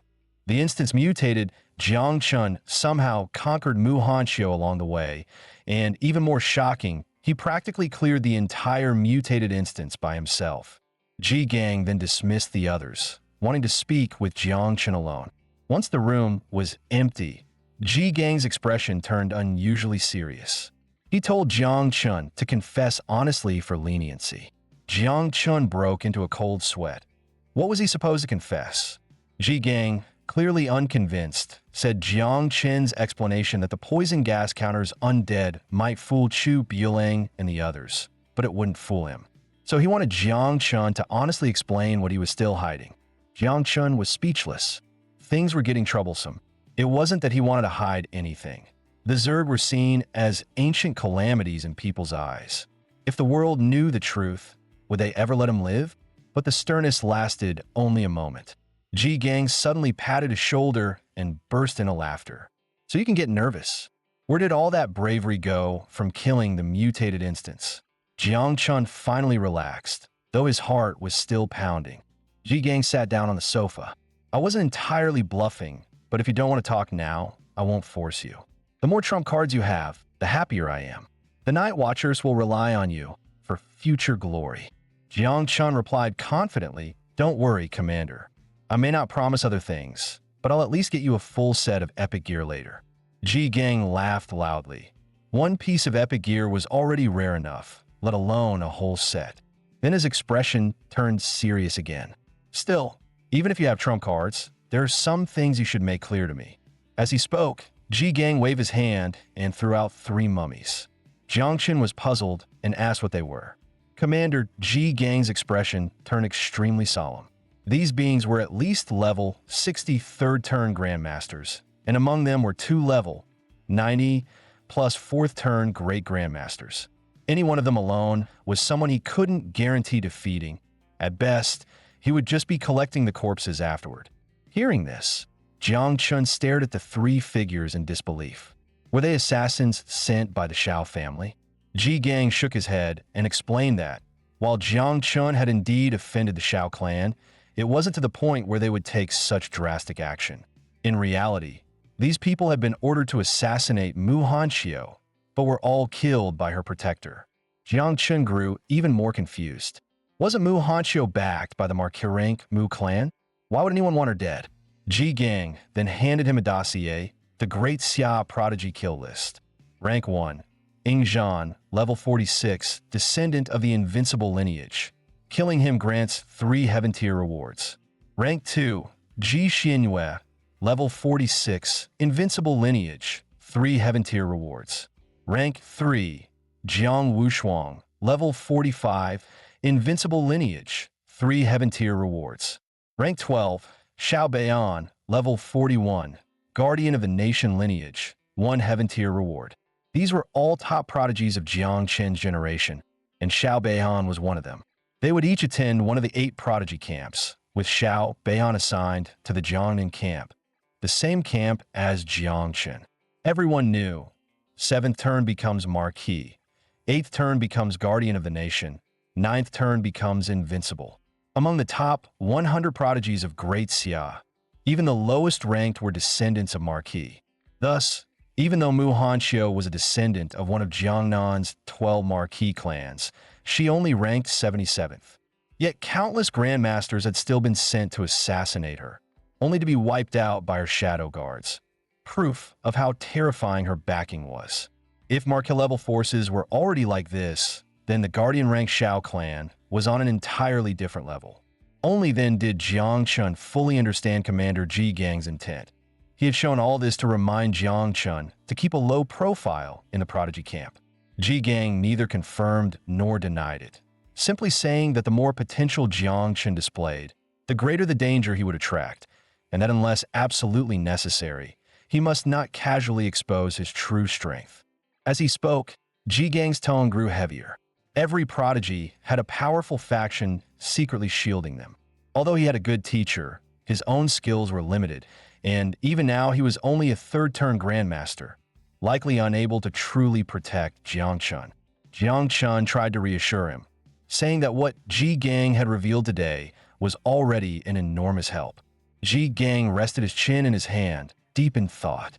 He found it strange. If the mutated instance incident were made public, Jiang Chun would clearly rank above Mu Hanxiu on the prodigy list. Yet that girl had chosen to keep quiet and protect Jiang Chen's secret. He then stood up with a mischievous grin and urged Jiang Chun to confess honestly. Jiang Chun didn't rise to the bait. Instead, he reminded Ji Gang that it was getting late and that he should rest rather than overthinking, then took his leave. After returning to his dorm, Jiang Chun spread all the blood essences he had obtained from selling equipment across the table. He picked up 1 bottle and poured it directly onto the spatial mark on the back of his hand. This tier 3 blood essence was equivalent to a level 60 plus 3rd-turn grandmaster. Normally, one had to hunt hundreds of fierce beasts to refine a single bottle. By the same logic, tier 4 blood essence corresponded to a level 90 plus 4th-turn grandmaster. Soon, the system displayed a notification. The 9 miasma wings brood had begun reproducing. As the number of Zerbrudlings rapidly increased, miasmic venom started leaking uncontrollably from the back of Jiang Chen's hand. Jiang Chun tried to suppress it, but it only made the situation worse. Moments later, the venomous miasma had already filled the entire room. Seeing this, Jiang Chun shouted in frustration, asking if these little brats had forgotten their manners, eating at his home and then tearing the place apart. The more he looked at the gluttonous 9 miasma wings, the angrier he became. As expected, these troublemakers really took after their mother. Meanwhile, the system displayed Jiang Chen's current status panel, level 26 with a combat rating of 197 stars. Jiang Chun was secretly astonished. His strength was rising far too quickly. Although he was only 1st turn level 26, His real power nearly matched that of an average third-turn master. At the same time, on the other side of the Night Watcher's headquarters, Tang Jin looked at Commander Ji Gang in shock. He never expected Ji Gang to want his teacher, Wang Tiandao, to personally act as Jiang Chen's protector. Ji Gang wore a troubled expression. If Jiang Chen were just an ordinary person, none of this would be necessary. Everyone knew that within Tianjiao camp, there were no secrets. Recently, Ji Gang had sensed something terrifying from Jiang Chen, suspecting that his so-called poison class might actually be a forbidden power. Upon hearing this, Tang Jin's expression darkened. He questioned whether Ji Gang had lost his mind. Ever since the Devourer incident 600 years ago, any forbidden class appearing in Daxia had been eliminated without hesitation. If Jiang Chen truly had a forbidden class, it would have been revealed during his awakening. Ji Gang fell silent, hoping that was indeed the case. The next day, Jiang Chen followed the map Ji Gang gave him and set off toward the Tianjiao camp in the Jiangnan region. On the way, he suddenly heard an elderly voice calling for help. Looking up, Jiang Chen saw an old man with white hair hanging from a tree. Out of goodwill, Jiang Chen activated the skill growth of all things, random, causing thick vines to burst from the ground. A moment later, the vines successfully brought the old man down. The old man slowly stood up, thanking Jiang Chen for rescuing him and asking how he wished to be repaid. Jiang Chen replied that he wanted nothing. He simply wanted directions to the Tianjiao camp. The old man chuckled when he heard that, saying it just so happened he also had business in that direction. On the way, Jiang Chen looked at the long blade on the old man's back and asked curiously, "Grandpa, you must be a transferee too, right? Why don't you store your blade in your inventory space?" The old man gave a calm smile and said he wasn't a transferee, just someone who practiced the blade. Lacking talent back then, he failed his transfer. In utter despair, he once headed into the mountains to end his life, but instead discovered an old hunter's abandoned hut and the very blade he now carried. From then on, he practiced drawing his blade every single day, doing so for half a lifetime. He then asked Jiang Chen, with a try-it-if-you-like tone, whether he'd be interested in learning blade techniques from him. But he emphasized that Jiang Chen didn't need to answer right away. If he ever wished to learn, he could come find him anytime. Before he finished speaking, Jiang Chen pointed forward. "Grandpa, isn't that the Tianjiao camp up ahead?" When Jiang Chen turned around, the old man had vanished completely, as if he had never been there. Jiang Chen assumed he left in a hurry for urgent matters. Without thinking further, he headed straight toward the Tianjiao camp. Shortly after, he received his identity wristband and officially entered the camp. All Tianjiao must take one. Unless eliminated, the wristband cannot be removed. But just after he took 2 steps, 2 graceful figures suddenly flashed in front of him. Benefactor, Master. Hearing such unusual forms of address, Jiang Chen froze. Benefactor made sense, but Master? At that moment, Luo Sandao and Mu Hanxiu met each other's eyes, and Jiang Chen realized. So the person Uncle Li mentioned who had dumped Mu Hanxiu was actually Luo Sandao. Right then, a loud crash erupted in the distance. The 3 of them turned their heads toward the sound at the same time. A military instructor dashed past Jiang Chen, muttering, "Fighting before even entering the camp?" Feeling the pressure radiating from him, Jiang Chen was stunned. A mere patrol instructor was already a third-turn master. The Tianjiao camp was truly full of hidden dragons and crouching tigers. But before Jiang Chen could think further, the patrol instructor was blasted back like a cannonball. He slammed into the ground with a heavy bang. Luo Sandao sighed. If even a third-turn master could be blown away by the aftershock, just how strong were the ones fighting? Mu Hanxiu, born a marquis household, naturally recognized them, the top prodigies of the Jiangnan war zone. The short-haired woman was Tang Ying, an assassin-type professional and the youngest gold-ranked assassin of the Tower of Fate. Rumor had it she had just assassinated a 4th-turn grandmaster in Sakura Nation. The man radiating crimson aura was Bai Feng, nicknamed the Little God of Slaughter. He was the disciple of the East Sea Defense Line's commander and a top military prodigy, but with mental instability that made him prone to going berserk. The blue-haired swordsman was Xiao Beihan, grandson of one of Daxia's 7 nation-suppressing guardians.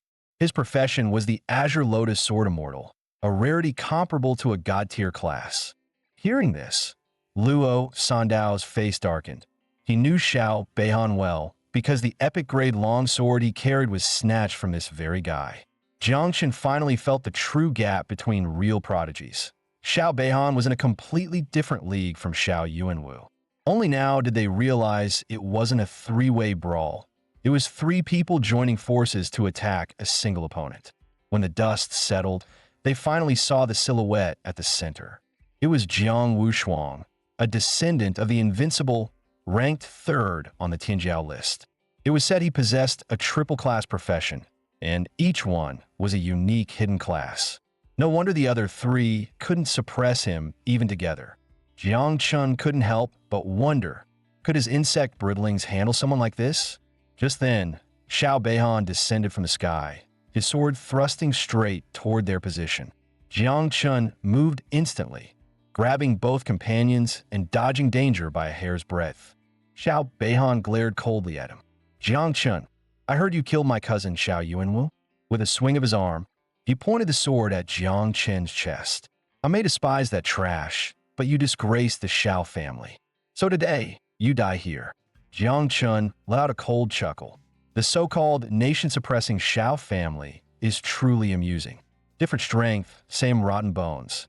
Although he promised Ji Gang he would keep a low profile, backing down now would guarantee misery in the Tianjiao camp later. Just as they were about to clash, a sharp blade whistling sound suddenly rang out. In the blink of an eye, a terrifying slash of blade, Qi cut straight between him and Xiao Beihan. It carved a deep trench in the ground. At the same time, a familiar voice echoed from afar. Before the camp officially opens, anyone who dares cause trouble, ask my blade if it agrees. Jiang Chen froze. Wasn't that the old man he had just rescued from a tree? He turned out to be Blade King, the chief instructor of Tianjiao camp. And that casual flick of blade chi was enough to completely freeze the 4 top prodigies. His insect bridlings nearly shattered under the shock. Moments later, the opening ceremony officially began. The plaza erupted into noise. Never in the camp's history had a marquee-tier powerhouse presided, let alone a legendary figure who had hidden from the world for years. Was Blade King here to choose a disciple? Even the 4 great prodigies clenched their teeth. They had to become the strongest within the camp. Jiang Chun felt puzzled. He knew the old man was powerful, but not that his reputation was this overwhelming. Luo Sandao's eyes gleamed with respect as she leaned in to tell the legend. Blade King wasn't even a professional, yet he suppressed countless 7th-turn marquises and became the #1 marquis beneath the nation-suppressing rank. His strength could rival 8th-turn marquises. Many nation-suppressing scions and descendants of the invincible sought him as a master. Every one of them was rejected. Jiang Chun was stunned. Are you sure he's hard to apprentice under? I saved him once, and he's already eager to teach me his blade arts. Did he stumble into absurd luck?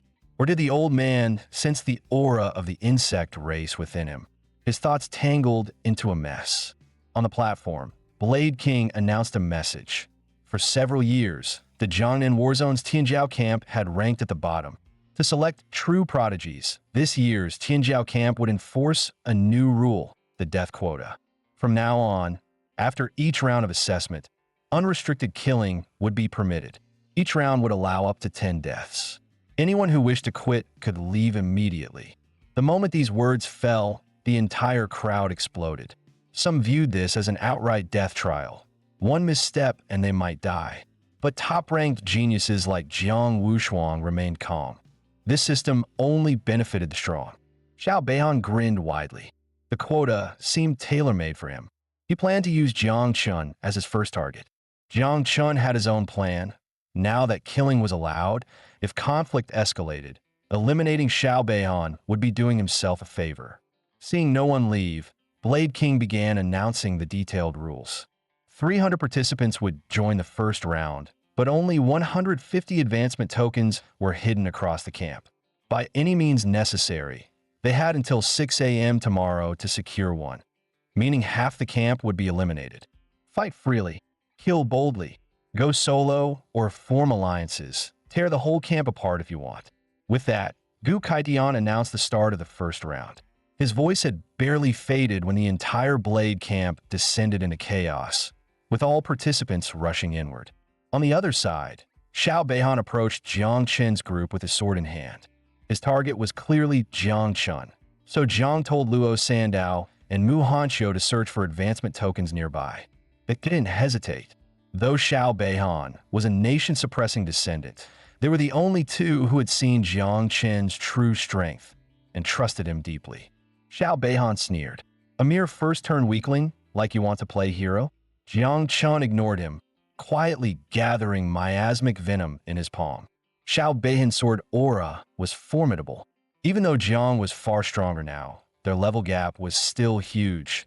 He wasn't sure if he could defeat him using only poison without exposing his bridlings. Xiao Beihan swung his sword, sending a slash of sword light toward him. Just as Jiang Chun prepared to block, a sharp swish sounded. The sword light shattered midair. Jiang Chun turned, confused. The one who struck was none other than Tang Ying, the gold-rank assassin from Tower of Fate. Xiao Beihan looked extremely displeased, but before he could curse, Tang Ying stormed right up to him. Xiao Beihan, did you forget our agreement? We were supposed to team up and take down Jiang Wushuang today, yet you keep wandering off handling trivial nonsense. Don't tell me you're actually afraid of him? Provoked, Xiao Beihan's temper flared. Just handling some family matters. I'll go kill Jiang Wushuang right now. With that, the two turned and left. Jiang Chen stood there blankly. This twist came out of nowhere, and he couldn't shake the feeling that Tang Ying was intentionally helping him. As he wondered, Tang Ying suddenly looked back and winked at him. Jiang Chun hadn't guessed wrong. Tang Ying was Tang Jin's niece. Before coming to the Tianjiao camp, she was instructed to secretly watch over Jiang Chun.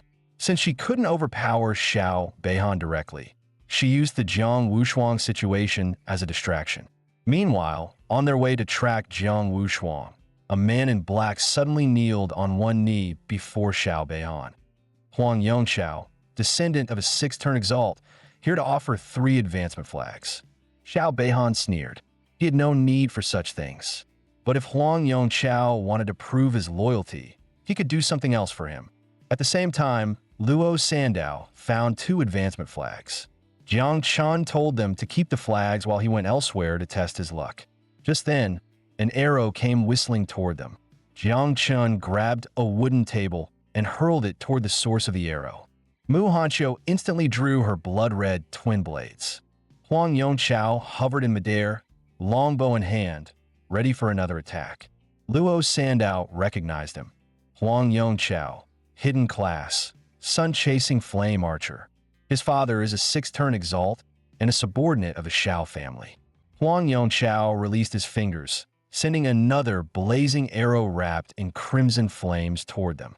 Jiang Chen's eyes turned cold as miasmic venom surged into his palm. I don't care who you are, if you're a dog of the Xiao family, don't blame me for being ruthless. Hearing that I was only a first-turn class holder, Huang Yongxiao didn't take me seriously at all. He didn't use any defensive skills and chose to tank the toxic miasma head-on. But in just a blink, the miasma crawled over his whole body. His eyes widened. How could this be toxic miasma?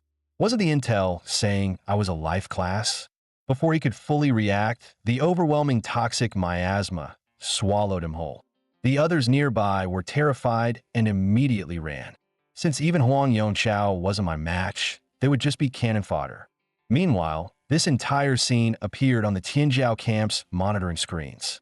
The instructors were stunned, a god-tier life class with a unique hidden subclass, toxic type, and he one-shot a second-turn Tianjiao without even trying. This year's competition was going to be wild. The Blade King, Gu Kaitian, slowly turned his head and ordered a few more space-type grandmasters to be on standby, ready to teleport kids out if things got too bloody. Losing Tianjiao mid-assessment would be unacceptable. Yang Guangda was about to leave when Gu Kaitian gave him another task. Prepare 10 peak tier, 3 beasts, and release them separately. Place Qingyun flags on the beasts, so the top Tianjiao will prioritize fighting them instead of slaughtering the weaker ones. At the same time, in the dark corners of the camp, Jiang Wushuang was battling against Xiao Beihan and the other two. After a long fight, the three still hadn't landed a single real hit on him. Jiang Wushuang scoffed, "Even the three of you together can't beat me. Do you really want to force me to start killing you?" Just as they were about to strike again, the broadcast suddenly sounded. Announcement: Number 091, Huang Yongqiao, has died. Eliminator: Jiang Chun. Xiao Beihan's face instantly darkened. Though he thought little of Huang Yongqiao, the man was still a solid second-turn fighter, easily top 50 in the camp. Tang Ying was equally shocked. Tang Jin had told her Jiang Chun was a level 26 first-turn life class. Even if he was god tier, killing a level 39 combat class should have been impossible. The next announcement followed immediately. 10 peak tier, 3 beasts would be released, each carrying 3 Qingyun flags. Only those holding Qingyun flags would earn ranking rights. The top 10 would receive rewards, with first place earning 170 million and each subsequent place decreasing by 10 million. The moment the broadcast ended, Xiao Beihan and the others bolted away. After hearing the broadcast, Jiang Chun was slightly stunned. This was only the first round of the entry assessment, yet the first place reward was a full 100 million. Tianjiao Camp was unbelievably wealthy. If he could take first place, plus the extra resources, his zerglings would probably start reproducing again soon. As he was thinking, a massive shadow appeared on the nearby rooftop. Seeing this, Mu Hanqiu warned them to be cautious. A peak tier 3 beast was equivalent to a level 80 to 93rd turn Grandmaster. Luo Sandao trembled slightly. She guessed the beast might still be in a paralyzed state, so maybe they could finish it off now. Before she could finish, Jiang Chun dashed toward the beast in a single step. But at that moment, a streak of sword light shot down from the sky. Xiao Beihan walked over slowly. He had clearly underestimated Jiang Chun. Jiang Chun had not only one shot killed Huang Yongqiao, but now dared to fight over the Qingyun banner. Today, he was determined to deal with Jiang Chun. Jiang Chun had no interest in arguing with the troublesome Xiao family members. Use whatever moves you have. As he spoke, he raised his hand and activated his toxic miasma ability. Seeing this, Xiao Beihan didn't dare relax. He drew his sword and unleashed Heaven-Earth Wind Dragon Slash, instantly dispersing the toxic miasma in front of him. Xiao Beihan now looked at Jiang Chun with a bit more respect. No wonder he was so arrogant. He even had a hidden class of the toxic type. But in front of his sword edge, none of that mattered. Mu Hanqiu quickly reacted. Strong wind suppressed toxic type abilities, so at this rate Jiang Chun wouldn't be able to win. Hearing this, Luo Sandao held her back. Our benefactor's poison isn't ordinary. Don't act rashly. Wait until he truly can't hold on. Then we'll intervene. At this moment, Jiang Chun summoned all the toxic miasma stored inside the Zerg nest. Amid the swirling miasma, a massive dark purple dragon slowly emerged. Seeing this scene, Xiao Beihan finally grew serious. He slid 2 fingers along his sword. Immediately, a giant azure lotus appeared in the sky. As he executed the sword technique, the gigantic lotus pulled the miasma-formed dragon inside. Jiang Chun let out a faint smile. This sword, Qi, perfectly blocked Xiao Beihan's view. Xiao Jiao could now devour freely without holding back. Inside the azure lotus sword, Qi, Xiao Jiao, manifested in toxic miasma, was devouring the sword energy frantically. After swallowing almost all of the sword energy inside, the toxic miasma suddenly erupted from within, blowing apart all the surrounding lotus blades. Those shattered lotus blades turned into countless projectiles rushing towards Xiao Beihan, sending him flying from the sudden attack. At this moment, Xiao Beihan's face was filled with disbelief. How is this possible? He was someone who could rival a god-tier Azure Lotus Sword Immortal, yet he couldn't defeat someone who used poison. Thinking of this, he quickly activated his Life Jade Shield, and with a loud bang, dispersed all the toxic miasma in front of him. Seeing this, Xiao Beihan let out a smug laugh. Even if your poison is strong, it still can't break the Xiao family's Life Jade. Jiang Chun felt a bit troubled. The shield really was annoying. Unfortunately, with surveillance everywhere, he couldn't let the Zerglings appear directly. After thinking for a moment, Jiang Chun turned to Luo Sandao. She was the key. Could she create a non-transparent earth shield around the entire field to block the outside from seeing anything? Hearing this, Luo Sandao immediately activated Earth Protection Shield. A massive barrier slowly formed, enveloping the entire battlefield in an instant. Xiao Beihan was completely confused. He couldn't understand why Jiang Chun didn't place the shield on himself, but instead covered the surrounding area. Jiang Chun let out a soft laugh. Xiao Beihan, why don't you boldly guess how Xiao Yuanwu died? Hearing that Jiang Chun wanted him to guess Xiao Yuanwu's death, the turtle-shelled Xiao Beihan snorted in disdain. You dare compare that trash's life jade to mine? Don't be naive. Jiang Chun smiled as well. And you dare compare the current me to the old me? You're the naive one. Without another word, Xiao Jio's humanoid form condensed behind him. Jiang Chun ordered, Xiao Jio, smash him for me. Hearing the command, Xiao Jio, surrounded by toxic miasma, charged at Xiao Beihan. Seeing the sudden appearance of the girl, Xiao Beihan was startled. What is this? Xiao Jio ignored him completely and began attacking the Life Jade shield. Xiao Beihan didn't sit still either. He raised his sword and clashed with her, the sharp ringing of strikes echoing continuously. Seeing the unbroken shield and the strands of sword chi swirling around Xiao Beihan, Jiang Chun, who had been confident, felt a drop of cold sweat slide down. A sword chi barrier? I didn't expect him to still have this level of strength. At that moment, the wolf-type ferocious beast that had collapsed earlier suddenly lunged at both Xiao Jio and Xiao Beihan. Seeing it, both halted their actions, staring at the wolf-type beast whose strength rivaled a third-turn grandmaster. Jiang Chun didn't dare delay. He released all his toxic miasma. The beast woke up, time to go all out. Right after the thought, two poison-formed dragons appeared across the plaza. Jiang Chun shouted, corrode his sword chi, cover Xiao Jio. Zergling's fresh beast meat, first come, first served. Upon receiving the order, the two poison dragons charged at their targets.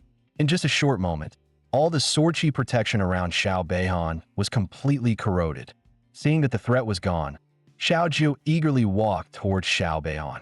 Xiao Beihan panicked inwardly. Damn it, my sword chi has been corroded. I can't deal any damage now. On the other side, despite having strength comparable to a third-turn grandmaster, the wolf-type beast could only suffer helplessly when faced with the intangible toxic miasma. As the beast's miserable cries echoed, Xiao Jiu launched a fierce assault on the Life Jade shield. The booming impact sounds reverberated within the Earth shield. Watching the Life Jade shield withstand dozens of Xiao Jiu's attacks, Jiang Chun couldn't help being stunned. So Xiao Zhenguo really is biased toward his grandsons. Xiao Beiyan's Life Jade is much sturdier than Xiao Yuanwu's. But no matter how sturdy it is, Xiao Jiu smashing it is only a matter of time. If it used to take 3 seconds, now it might take 3 minutes at most. Meanwhile, in the instructor monitoring room, seeing the battlefield completely obscured, Yang Guang's heart tightened. Not good. Xiao Beiyan looked like he was falling behind. Now that Jiang Chun blocked the cameras. Xiao Beiyan won't get killed, right? Fang Qingyuan, use mental detection. If anything's wrong, teleport immediately. Hearing his order, a fourth-turn Grandmaster of the Space class stepped forward. Yes, Deputy Chief Instructor. Seeing Yang Guang so tense, Gu Kaitian, who was lazily lying on the sofa, spoke slowly. So what if he's some grandchild of Zheng country? He can't be injured or killed. Yang Guang turned back. Senior Gu, even if that's true, what happens if he really does get injured or killed? Are you ready to fight Xiao Zhenghua? Does Commander Duan of the Jiangnan War Zone know about this? You ordered all information inside Tianjiao camp sealed, but once this ends, the outside world will definitely find out. Hearing this, Gu Kaitian fell silent. Xiao Beihan's strength is top tier. Can Jiang Chun really kill him? And what is Jiang Chun planning by setting up that shield? Back on the plaza, after continuous corrosion by the Zerglings, the wolf-type beast let out a final shriek and collapsed heavily. Jiang Chun thought to himself, this beast is strong, but against my bugs, it really met its natural counter. Meanwhile, after continuous bombardment, more and more cracks appeared on Xiao Beihan's life jade shield. Seeing such a terrifying scene, he finally panicked. What is this thing? How can my life jade shield be beaten into this state? Watching the nearly shattered shield, Jiang Chun simply waited quietly. Xiao Beihan wouldn't last much longer. Just then, a voice suddenly echoed from within the barrier. Kid, don't overdo it.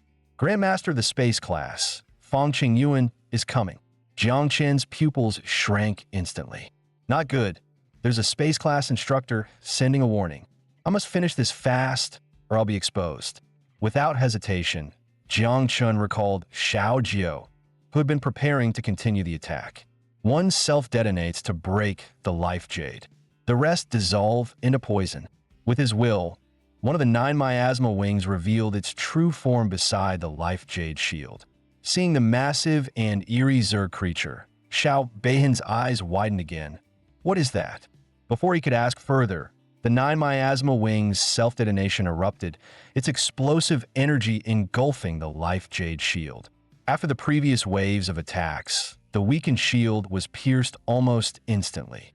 And the explosion didn't stop there. A massive mushroom cloud rose within the Earth shield. In the blink of an eye, the Earth shield was blown apart. Due to the skill backlash, Luo Sandow fell unconscious. Seeing her close friend collapse, Mu Hanqiu hurriedly supported her. Time passed, and once the dust settled, nothing remained on the ground except the wolf-type beast's 3 Qingyun banners and 1 severed arm of Xiao Beihan, still gripping his sword. Jiang Chun picked up the fallen sword, speaking with a hint of regret. Only an arm left, huh? Looks like he got rescued by a grandmaster.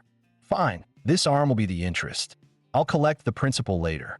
He then said, Sandow, take your sword, and tossed the blade to the now-recovered Luo Sandow.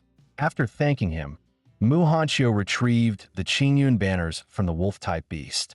Master, 3 Qingyun banners. You're already in the top 10. Jiang Chun didn't take credit. We'll split them, 1 each. The 2 girls laughed. Luo Sandow said, My sword is enough for me. Mu Hanqiu nodded, I don't want one either. Master, take more. I want to see you crush Jiang Wushuang and take first place. While the trio enjoyed their victory, the atmosphere in the monitoring room was explosive. Yang Guang roared, Fong Qingyuan, what were you doing? Why didn't you transfer Xiao Beihan in time? With a bitter expression, Fong Qingyuan replied, I didn't want this either. The toxic miasma was too strong. My mental probe got corroded the moment it touched it. Then I heard the explosion. By the time I activated full transfer, it was already too late. Hearing this, Yang Guang's face darkened. Impossible. How could poison corrode mental power? Stop pushing responsibility around. Seeing him keep going, the Blade King finally snapped. Shut up, Yang Guang. With the chief instructor speaking, Yang Guang immediately quieted down. The Blade King said, Yang Guang, do you know why you're stuck at the peak of 5th turn? Because you pander and grovel, and you can't pass your heart's trial. All that nonsense about the consequences of provoking a national guardian, I can't be bothered to respond. Then, his expression hardened. Let me tell you, whatever I do, I'll bear it. On the Abyss battlefield, even a 9-turn invincible can die. Xiao Beihan, he's nothing. Even then, Yang Guang hesitated. But senior, not just Xiao Jinghua, even Commander Duan might. Before he could finish, the Blade King turned and walked away. Announce it inside the camp, but seal all news to the outside.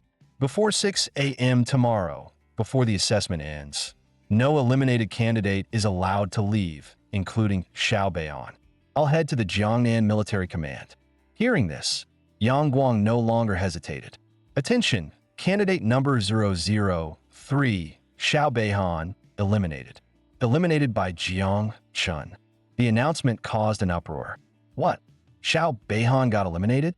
The grandson of a national guardian? Did I hear that right? Meanwhile, Tang Ying and Bai Feng, who had just taken down a boar beast, froze in shock. Jiang Chun eliminated Xiao Beihan? No way. At another part of Tianjiao camp, Jiang Wushuang, sitting atop a lion beast corpse, chuckled. Interesting, truly interesting. In the Jiangnan Military Command's office, Commander Duan Xinghai slowly poured himself a cup of tea. He spoke casually. Old Gu, you came rushing here. Did you find some exceptional talent? Gu Kaitian didn't answer. Instead, he snapped his fingers and an invisible wave of spiritual energy spread from his fingertips, forming a barrier. In an instant, the entire office was sealed off from the outside world. Duan Xinghai smirked. So cautious? Seems like it's not an ordinary talent. Gu Kaitian sat down heavily and got straight to the point. Old Duan, you've seen a lot, and you're the theory type. I want to ask you something. His eyes turned firm. Can poison corrode mental power? Hearing this, Duan Xinghai became serious. In theory, yes, but it's extremely difficult. Poison and toxic miasma target the physical body. But mental power is different. It's a form of intent, formed from one's soul origin and consciousness. To corrode that, the toxicity required is beyond my estimation. Gu Kaitian looked relieved, then asked, have you ever seen it? Duan Xinghai stroked his stubble. Never. I didn't know a poison king peak a fourth turn, but even he couldn't do something like that. Then he paused and looked at Gu Kaitian. Don't tell me. A terrifying toxic-type prodigy appeared in Tianjiao camp? If someone can corrode mental power, that's a weapon of mass destruction. Gu Kaitian shook his head. He wasn't ready to draw conclusions. Seeing this, Duan Xinghai pressed him. Old Gu, when you volunteered to join Tianjiao camp, I didn't ask anything out of respect. But now you still won't tell me the truth? Gu Kaitian didn't reveal what happened inside the camp. Instead, he looked straight at Duan Xinghai. Old Duan, is there a possibility that the toxic miasma has its own consciousness? Hearing this, Duan Xinghai burst into laughter. Old Gu, are you joking? How could poison have consciousness? Unless it isn't poison at all, but a disguised form. His words cut off abruptly as both old officers froze at the same time. Duan Xinghai paused and said, wait, I remember something. In Ruin Zero, I think I once read a record about this. There was a calamity-level insect species called the Nine Miasma Wings. It can transform into a toxic form. Born in the Nine Nether, it once caused an era-ending catastrophe. Hearing this, Gu Kaitian's heart jolted and his brows tightened. Nine Miasma Wings? An ancient calamity? Seeing his reaction, Duan Xinghai laughed loudly. Scared you, huh? But relax. Those calamities went extinct long ago. Impossible for one to exist now. Gu Kaitian suddenly stood up as a spatial rift split open in the office. As expected of the commander, you can explain anything clearly. I've learned a lot today. Tianjiao camp has many matters. I'll take my leave. Duan Xinghai froze. Wait, you haven't told me who that talent is. Damn it, this old bastard's lips are sealed tight. Ignoring him, Gu Kaitian stepped through the rift into an isolated pocket of space. Nine Miasma Wings, an ancient calamity, no wonder. Jiang Chun, a single god-tier growth of all things is enough to place you at the top of the hunter rankings. Yet you also carry a forbidden existence. If this spreads, in Great Xia you'd lose your head for sure. As he thought, he recalled Ji Gang's words. Teacher, I've found an invincible prodigy. He just hasn't matured yet. And he once offended the Shao family. I hope you can look after him in Tianjiao camp. Of course, if you take him as a disciple, even better. As he thought this, the spatial rift reopened, and Gu Kaitian cursed as he stepped out. Ji Gang, that troublesome disciple, always dumping problems on his master. He said, look after him, but he just wants me to clean up his mess. Whatever. So what if it's forbidden? A blade can slaughter all beings or protect the world. Buddha or demon, it's all in one's heart. Since I said I'd take a disciple, this kid Jiang Chun, I'll protect him. As he spoke, Gu Kaitian fired a voice transmission arrow. He thought, a calamity-class creature can't be underestimated. So to avoid misunderstandings, better send Han Yao to confirm it first. Han Yao, go investigate the Nine Miasma Wings. It concerns your junior brother. Be extremely careful. After returning to Tianjiao camp, Gu Kaitian asked Yang Guang about the assessment progress. Seeing the chief instructor return, Yang Guang reported honestly, we're near the end. Ordinary prodigies are fighting over advancement flags. 9 beasts were released. 1 remains. Lei Zhe from 10,000 Monster City and Liu Biji from Wudong teamed up to kill one. Tang Ying and Bai Feng are working together on another. Jiang Wushuang solo killed 3 ferocious beasts, and now seems to be heading toward Jiang Chen's location. Gu Kaitian then asked about Jiang Chen. Yang Guang replied, Jiang Chen killed 2 beasts already. We just released the 9th one near him. In the assessment grounds, a massive spider beast suddenly pounced toward Jiang Chen. Seeing this, Jiang Chen grinned and summoned toxic miasma. Perfect, another one.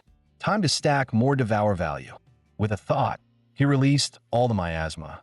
Before the spider even landed, the overwhelming toxic miasma enveloped it. Within a blink, the enormous spider was torn apart. Xiao Jiu beamed. Delicious. Delicious. Thank you, master. The devouring was unbelievably fast. By the time the corpse hit the ground, it had been fully corroded. Xiao Jiu's level rose from 21 to 22. Seeing this, Jiang Chen lit up. Xiao Jiu leveled up again, great.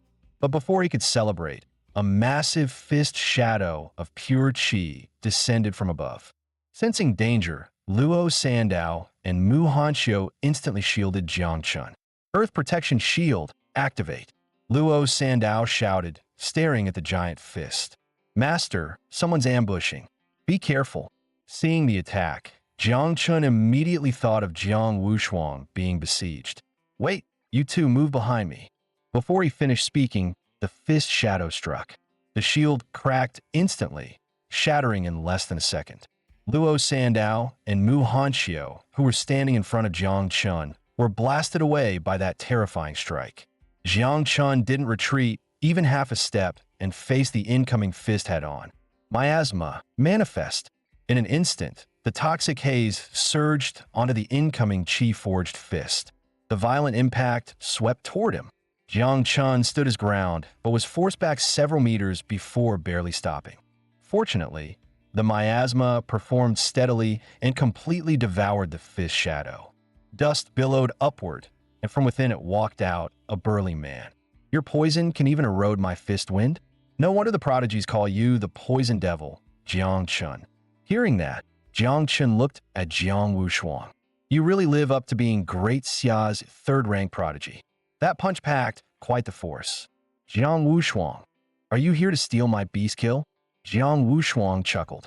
That beast is already an empty shell after your poison. What's there to steal? Hearing this, Jiang Chen's eyes turned cold. Now what do you mean?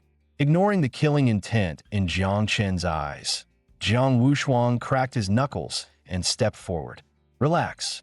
I'm simply curious. I want to test you. Jiang Chen summoned the miasma again, his gaze turning icy. Your so-called test. Are you wagering lives? Jiang Wushuang clenched his fist, answering firmly, yes. At the very least, you're betting yours. Jiang Chen didn't waste another word and released all the miasma. Then come. Jiang Wushuang's face lit with excitement. Qi winds surged, and powerful energy gathered around his fist. Arm force. 1,000 blades. As soon as he spoke, the qi solidified, and the storm-like fist wind shattered the qi swirling around him. The miasma collided with the force, but in the instant they touched, the miasma was blown apart. Seeing such overwhelming strength, Jiang Chen, who controlled the miasma, was stunned. Regaining his senses, he quickly shielded his head and retreated. A violent explosion erupted before him. The shockwave hurled Jiang Chen away, dragging him across the ground for dozens of meters before he finally stopped. His thoughts tightened. His fist wind is too fierce, my poison erodes too slowly.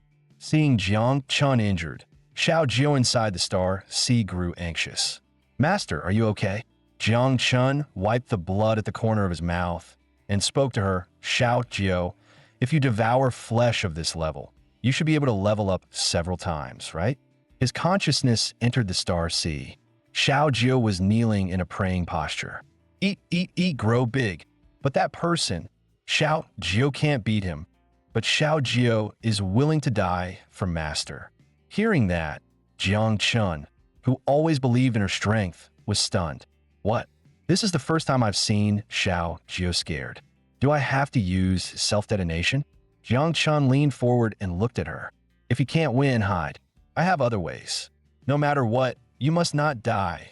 Otherwise, everything is over. Hearing that, Xiao Jiu immediately responded. Xiao Jiu listens to master. Since Jiang Chun hadn't attacked again, Jiang Wushuang walked toward him. What's wrong? Just one strike and you're done? That's not how someone who defeated Xiao Beihan should look. Pulling himself out of the Star Sea, Jiang Chun didn't use toxic miasma again. Instead, he activated his God-tier class skill, All Things Grow.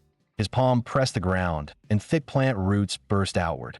In the blink of an eye, giant root tendrils shot toward Jiang Wushuang.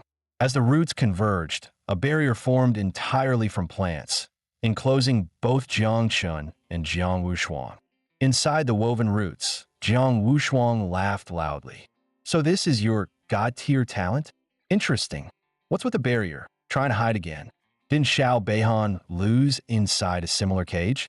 Meanwhile, in the monitoring room, Yang Guang shouted in shock, Senior, Jiang Chun is blocking the cameras again. Gu Kaitian sighed helplessly. This brat is causing trouble again. Fang Qingyuan, be ready to pull him out at any moment. Fang Qingyuan snapped to attention. Yes, Senior. Hearing that, Yang Guang frowned. Senior, based on the fight so far, it should be Jiang Wushuang who doesn't need saving. Gu Kaiyan's eyes sharpened. I said save Jiang Chun, you idiot. Yang Guang froze, blurting out, Senior, isn't that a bit biased? Gu Kaitian roared, nonsense. Jiang Wushuang is level 46. Jiang Chun is only level 26. How is that even comparable? Outwardly righteous, inwardly he muttered, that's my future disciple. Of course I'm protecting him. Better shattered jade than intact tile. With all outside vision fully blocked, Jiang Chun no longer held back and released all of his toxic miasma at once. Toxic miasma converge. One massive 9 miasma wings after another appeared inside the root barrier. Even Jiang Wushuang, who had witnessed countless battles, was startled. So that's it. This is your real strength? Jiang Wushuang didn't dare relax. Mountain-crushing wave. He roared. Crimson Gang Chi burst out, countless fish shadows appearing and forcefully pushing the 9 miasma wings back. Jiang Chun did not let the insects clash head-on with Jiang Wushuang in a defensive stance. He turned part of them back into toxic miasma. Then he controlled them to encircle Jiang Wushuang from all directions. The overwhelming miasma surged forward. Seeing the bizarre insects transform back into poison, Jiang Wushuang snorted layered ridges. Gang Qi coated his body, scattering the approaching miasma in an instant. His fists smashed the ground, sending countless Gang Qi fist shadows into the sky. In moments, the unguarded 9 miasma wings were utterly shredded. Seeing this, Jiang Chun controlled the remaining wings, flicked his finger, and seized an opening in the fist shadow barrage. 2 9 miasma wings shot toward Jiang Wushuang at extreme speed. Realizing the insects were targeting him directly, Jiang Wushuang stopped his skill and tightened his fists. Taking the chance, Jiang Wushuang clenched his fist. An explosive shockwave erupted beneath him. But just as Jiang Chun thought the surprise attack had landed, relying on overwhelming strength, Jiang Wushuang escaped the blast, leaping into the air. Using his falling momentum, he gathered strength again. Now I finally understand how Xiao Beihan lost. Mount High Descent, he roared. Terrifying pressure crashed down on Jiang Chen's location, pulverizing the concrete beneath. Jiang Chun dropped to all fours, straining with his attributes just to hold on. Even so, his body trembled uncontrollably. His fist wind is several times stronger than before. So this is the power of an invincible descendant? 2 self-detonations only scattered his fist wind. They didn't hurt him at all. Don't need dozens? Hundreds? Those zerglings took so much effort to reproduce, but I have no choice. 10-fold detonation. With a single thought, 10 9 miasma wings rushed toward Jiang Wushuang and detonated simultaneously. A deafening explosion erupted around Jiang Wushuang, the blast wave crashing outward like a tidal shock. The force drove Jiang Wushuang back hundreds of meters. Seizing the brief opening, Jiang Chun activated all creation growth again, sending a swarm of massive roots surging toward Jiang Wushuang. But Jiang Wushuang didn't continue attacking. He simply waved his hand, blasting all the roots away. No need. The fight's over. Jiang Chun steadied himself, confusion written across his face. What do you mean? Jiang Wushuang looked directly at him. Jiang Chun, I acknowledge you as a worthy opponent. Your only first turn, yet you forced me to use 80% of my strength. I'm looking forward to the day you grow up. Jiang Chun was speechless. So that whole gambling with our lives talk was just to push me to go all out? Just because you wanted a decent opponent? Unbothered, Jiang Wushuang yawned. I'm sleepy. I'll go take a nap. You can handle the last beast, right? Jiang Chun frowned. You're giving me first place? Jiang Wushuang rubbed his neck and walked away. I never said that. I'm just tired. I'm leaving. Hearing his nonsense, Jiang Chun grew furious. This guy really loved putting on an act.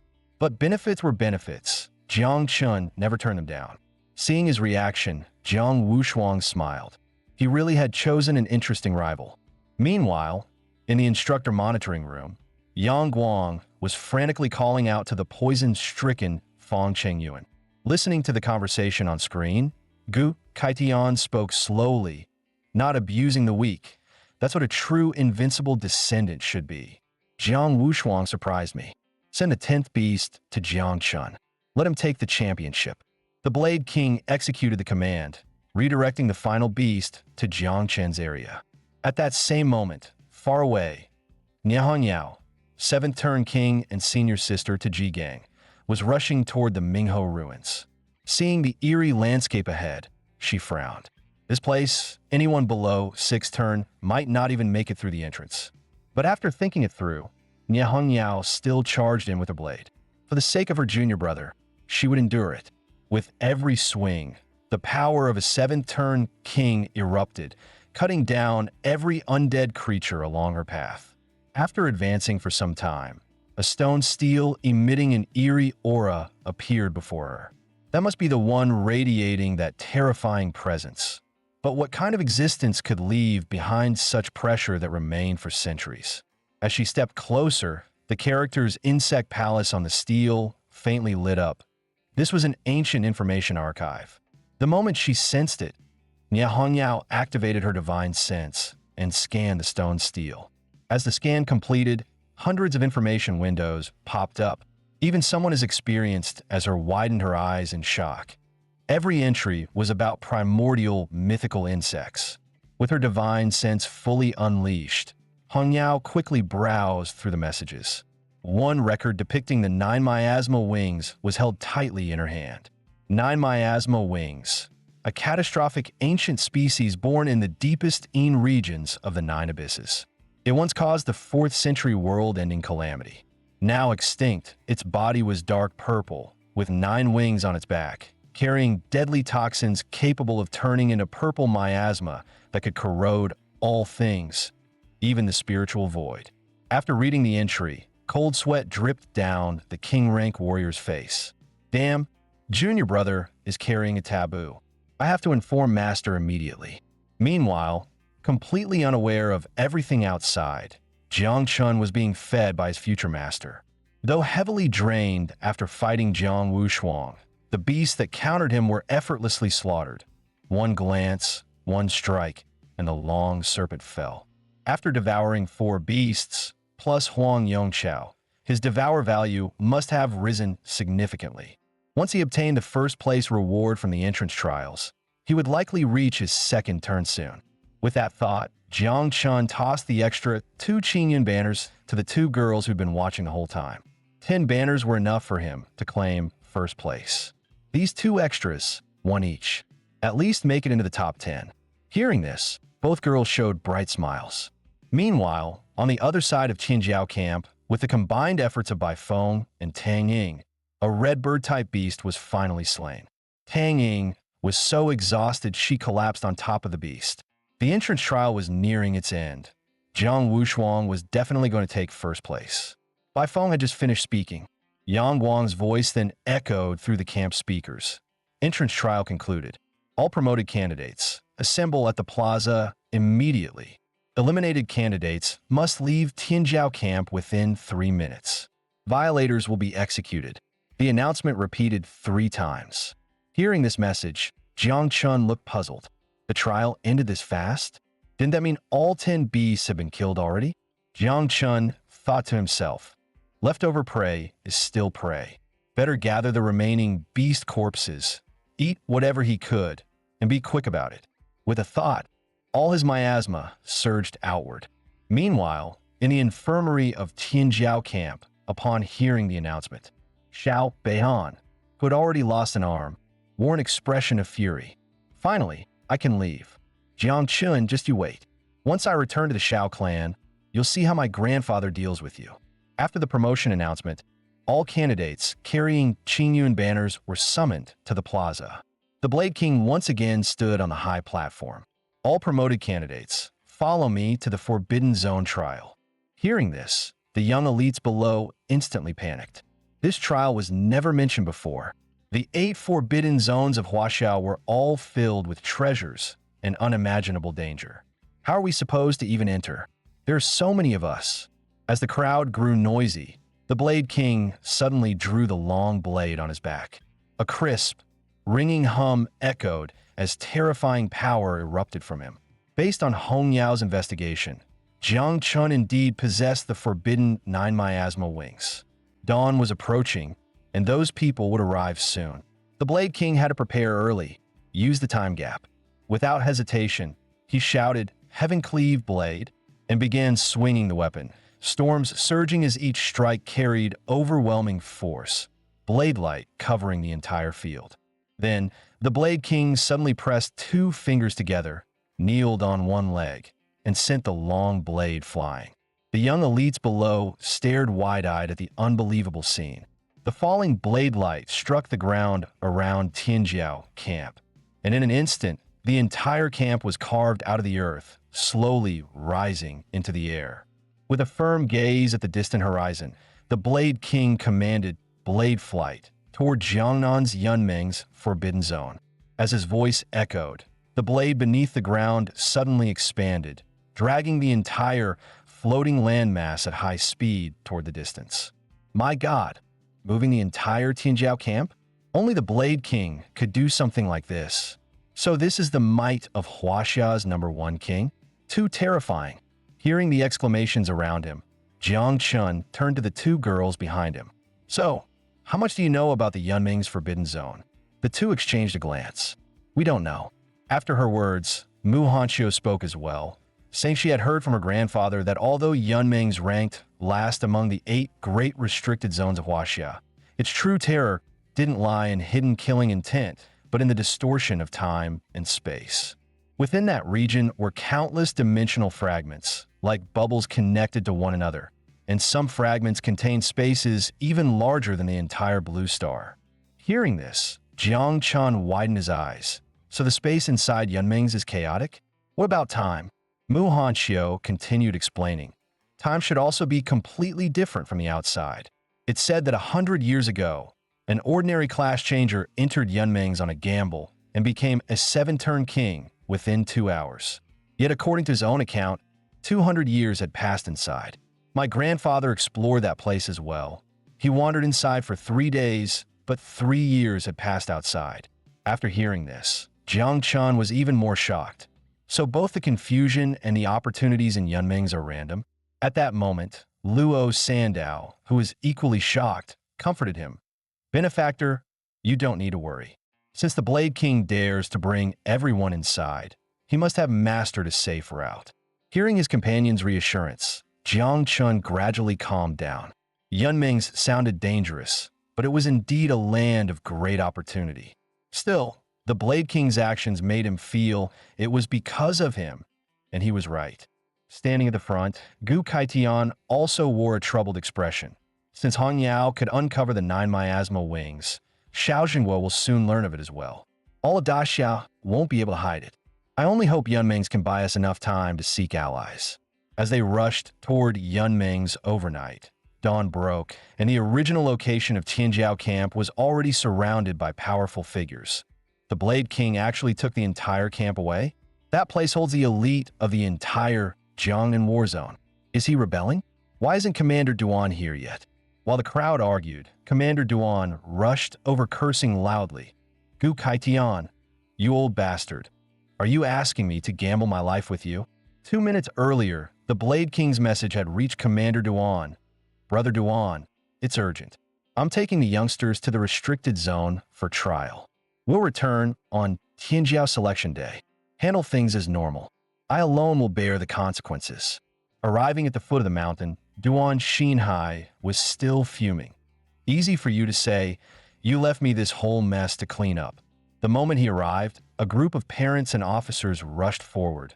Commander Duan, we're too late. We can't catch up now. My son is still up there. What if something happens? Commander Duan raised his hand to silence them, visibly annoyed. Enough. Didn't he say they'd return on selection day? What's there to panic about? As he spoke, he glanced at the Tianjiao camp that had been moved whole. Old goo. Even for that unbeatable kid, was it really necessary to rush into the restricted zone like this? No. The 9 miasma wings old goo mentioned earlier, realizing this, cold sweat ran down Duan Xinhai's back, and his eyes widened to the limit. Meanwhile, the Blade King led everyone toward the Yunmeng's restricted zone for the trial. A psychic message from him traveled thousands of miles and reached Ji-Gang. Ji-Gang, Jiang Chun carries a forbidden power. This is serious.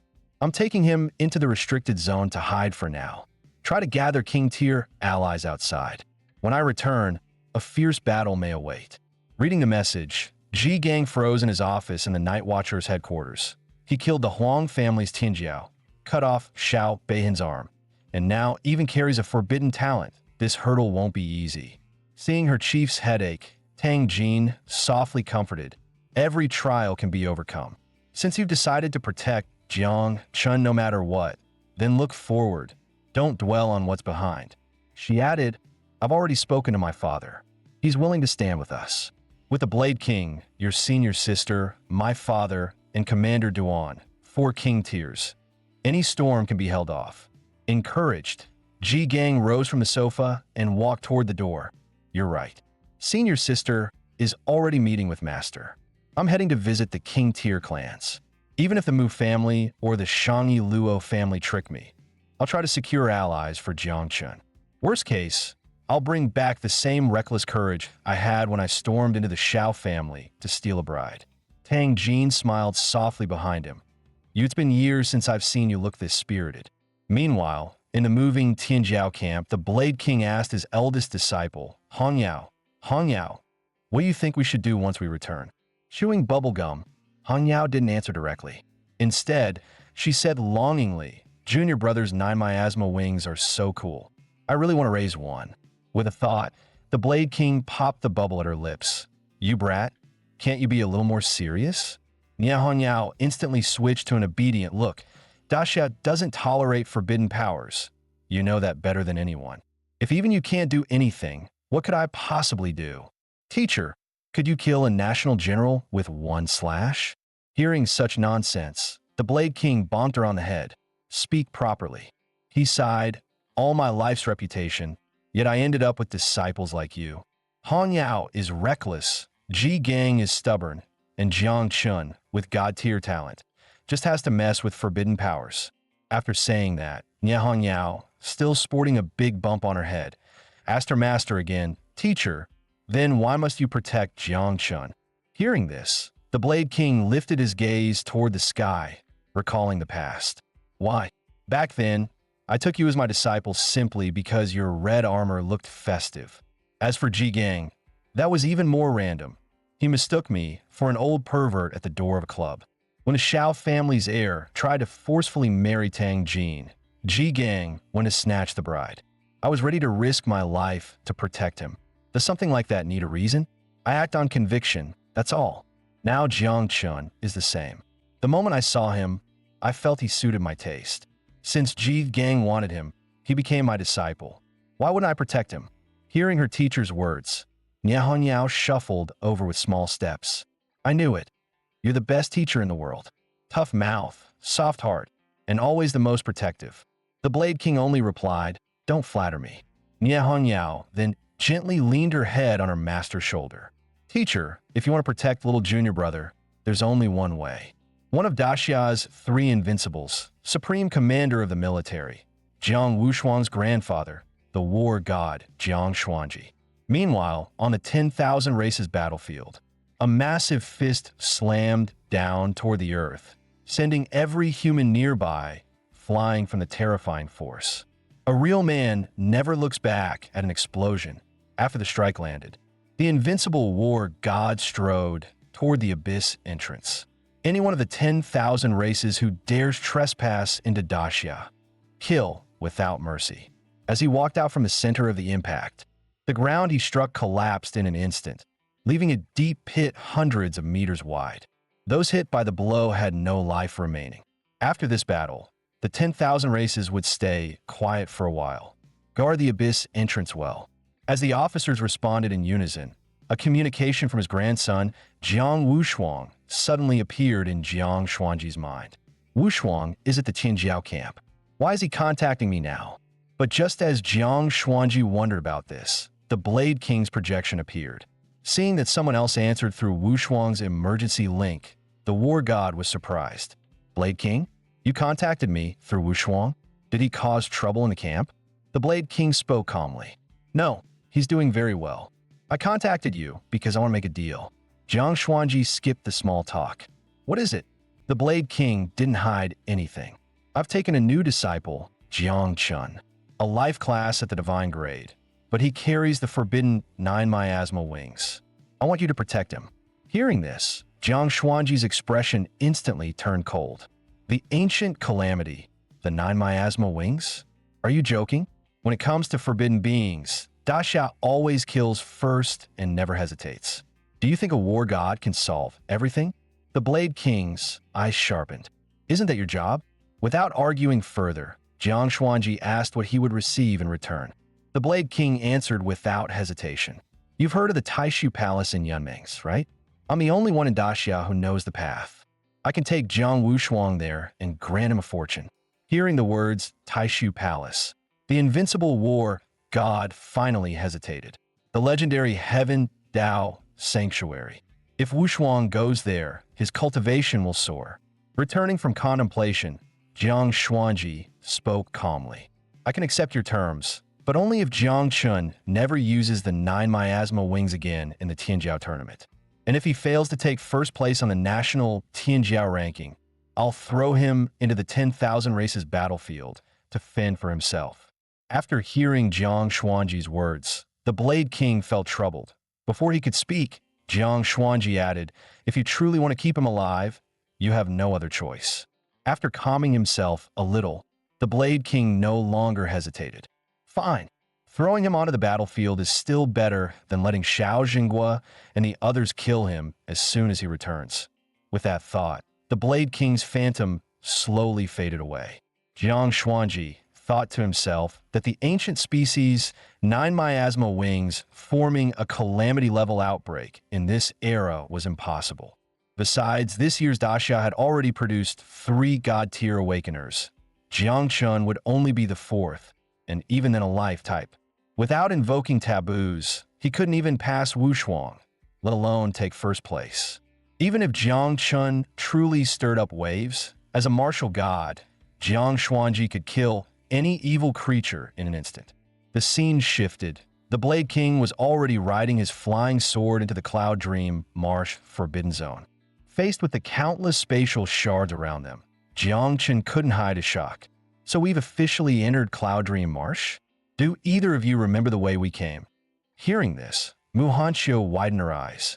In constantly moving dimensional fragments like these, memorizing routes is impossible. She continued, the Blade King relies on fate links to navigate. Cloud Dream Marsh has 10 layers. Layers 10 and 9 are still relatively safe. The deeper you go, the easier it is to get lost. My grandfather disappeared on layer 7. Without further words, the 3 of them sat cross-legged together. Jiang Chun said, I feel like I'm already lost. Since the route can't be remembered with eyes or mind, we might as well meditate and let our spiritual sense guide us. When his consciousness sank into his mindscape, he saw the all-life ancestral tree, its leaves drifting toward the same direction. Witnessing this, he couldn't help murmuring, there's no wind in the mindscape, So the direction the ancestral tree leans. Could that be our destination? Or is something ahead drawing it strongly? As that thought crossed his mind, his sight brushed across a bright red fruit on the ancestral tree. It instantly caught his attention. The ancestral tree bore fruit? Before he finished speaking, the system message echoed in his mind. You have obtained the functional red fruit. Function: Information Ability Replication Card. The system's description followed. Upon use, you may randomly copy one ability from a target and integrate it into yourself, unrestricted by class. There is a chance of anomalies during replication. The ability may downgrade or upgrade. Note: use within 3 hours or the card will expire. After reading the explanation of the fruit, Jiang Chun was stunned on the spot. Ability replication? And with no class restriction? Every trainee in Tianjiao camp was an elite. Didn't this mean he could pick anyone he wanted? Naturally, the most valuable ones would be Jiang Wushuang, Bai Feng, and Tang Ying. But he quickly calmed down. No, replication was random. What if he copied a useless skill? That would be terrible. 3 hours left. Was he really going to gamble? While he was debating internally, Blade King's voice echoed outside. Kids, we've reached the 6th layer of Cloud Dream Marsh. This place is called the Void Realm. Up ahead is the Taishu Palace. Stay sharp. His consciousness returned, and Jiang Chen's eyes lit up. Right, there's also the old man. The old man said he only had one move, and even wanted to take Jiang Chun as his disciple. If he copied that move in advance, it would count as preparation. Looking at the floating staircase and the Taishu Palace above it, he couldn't hide his amazement. Even the geniuses who had seen countless miracles could no longer remain calm. So this is the Taishu Palace? We're going to strike gold this time. A legendary king was crowned right here. Forget becoming a king. Even Daxia's dreamer, one of the 3 invincibles, comprehended his path in this place. As excited chatter filled the area, Blade King spoke again. The Taishu Palace has 3 trials. First, 1,008 steps. Each step gives a chance at a heavenly Tao reward. Second, the Void Steel. I've never touched it. Only the dreamer from the capital has reached it. As for the 3rd trial, it's inside the temple. No one has ever entered. This staircase will serve as your final test. When all 150 of you finish climbing, the top 10 will represent the Jiangnan War Zone in the Daxia Grand Finals. The Taishu Palace trial begins now. With his command, all the geniuses surged forward toward the staircase. Luo Sandao was eager to rush out as well, but just as she yelled charge, Jiang Chun caught her by the collar. What's the hurry? The temple isn't going anywhere. Then he pointed toward the few trainees still meditating behind them. See, they're not rushing. They're adjusting their state. With that, the 3 of them also sat down to meditate. Master is right. Each person only gets 1 attempt at the Taishu Palace. We must reach our peak state before climbing. Seeing the scene below, the Blade King standing atop, Nie Hongyao's longsword spoke calmly. These little ones can still stay steady and not rush. Not bad. Watching the Blade King not far away, Jiang Chun felt a surge of excitement. Now or never. With adjusting state as my cover, I have to copy the old man's heaven-opening blade before the duplication card expires. With a glance, the system interface appeared before him. Ability duplication card. Selected target, Gu Kaitian. Note: variations may occur during duplication. The ability may downgrade or upgrade. Begin random duplication. Treating a dead horse like a living one, Jiang Chun answered firmly. Yes, start duplicating. Please let my luck be decent. As long as it doesn't downgrade, I'm satisfied. As he thought that, another prompt appeared. Duplicating ability. Heaven opening medal. Beginning duplication. Seeing this, Jiang Chun froze. The old man didn't lie to me. He really only has this one move? As realization came, the shifting environment drew his attention. Wait, this place is... Before he could think further, a pair of hands gripped a long sword and slashed down, releasing a terrifying force. Is this Senior Gu practicing his blade? But when the view shifted, Jiang Chun found himself shirtless, holding the same type of blade as Senior Gu. His pupils shrank. No, it's me practicing the blade. His body was completely out of his control, repeating the same downward slash. 10 years, 20, 40. He slashed the blade day after day for decades. Heaven-opening blade cut. The blade fell, striking the mountain peak beneath his feet. The mountain split cleanly in half, the massive peak cleaved by that terrifying strike. I finally copied the Blade King's technique. Duplication progress, 120%. Congratulations, acquired skill. Blade of man, acquired skill, blade of earth. Acquired skill, blade of heaven. Acquired divine ability, blade of the great Tao. Sitting cross-legged, Jiang Chun was startled. My luck is insane.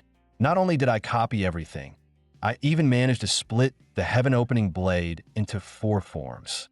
Not seeing Jiang Chun begin climbing the steps, the Blade King and Nie Honyao both cast doubtful looks his way.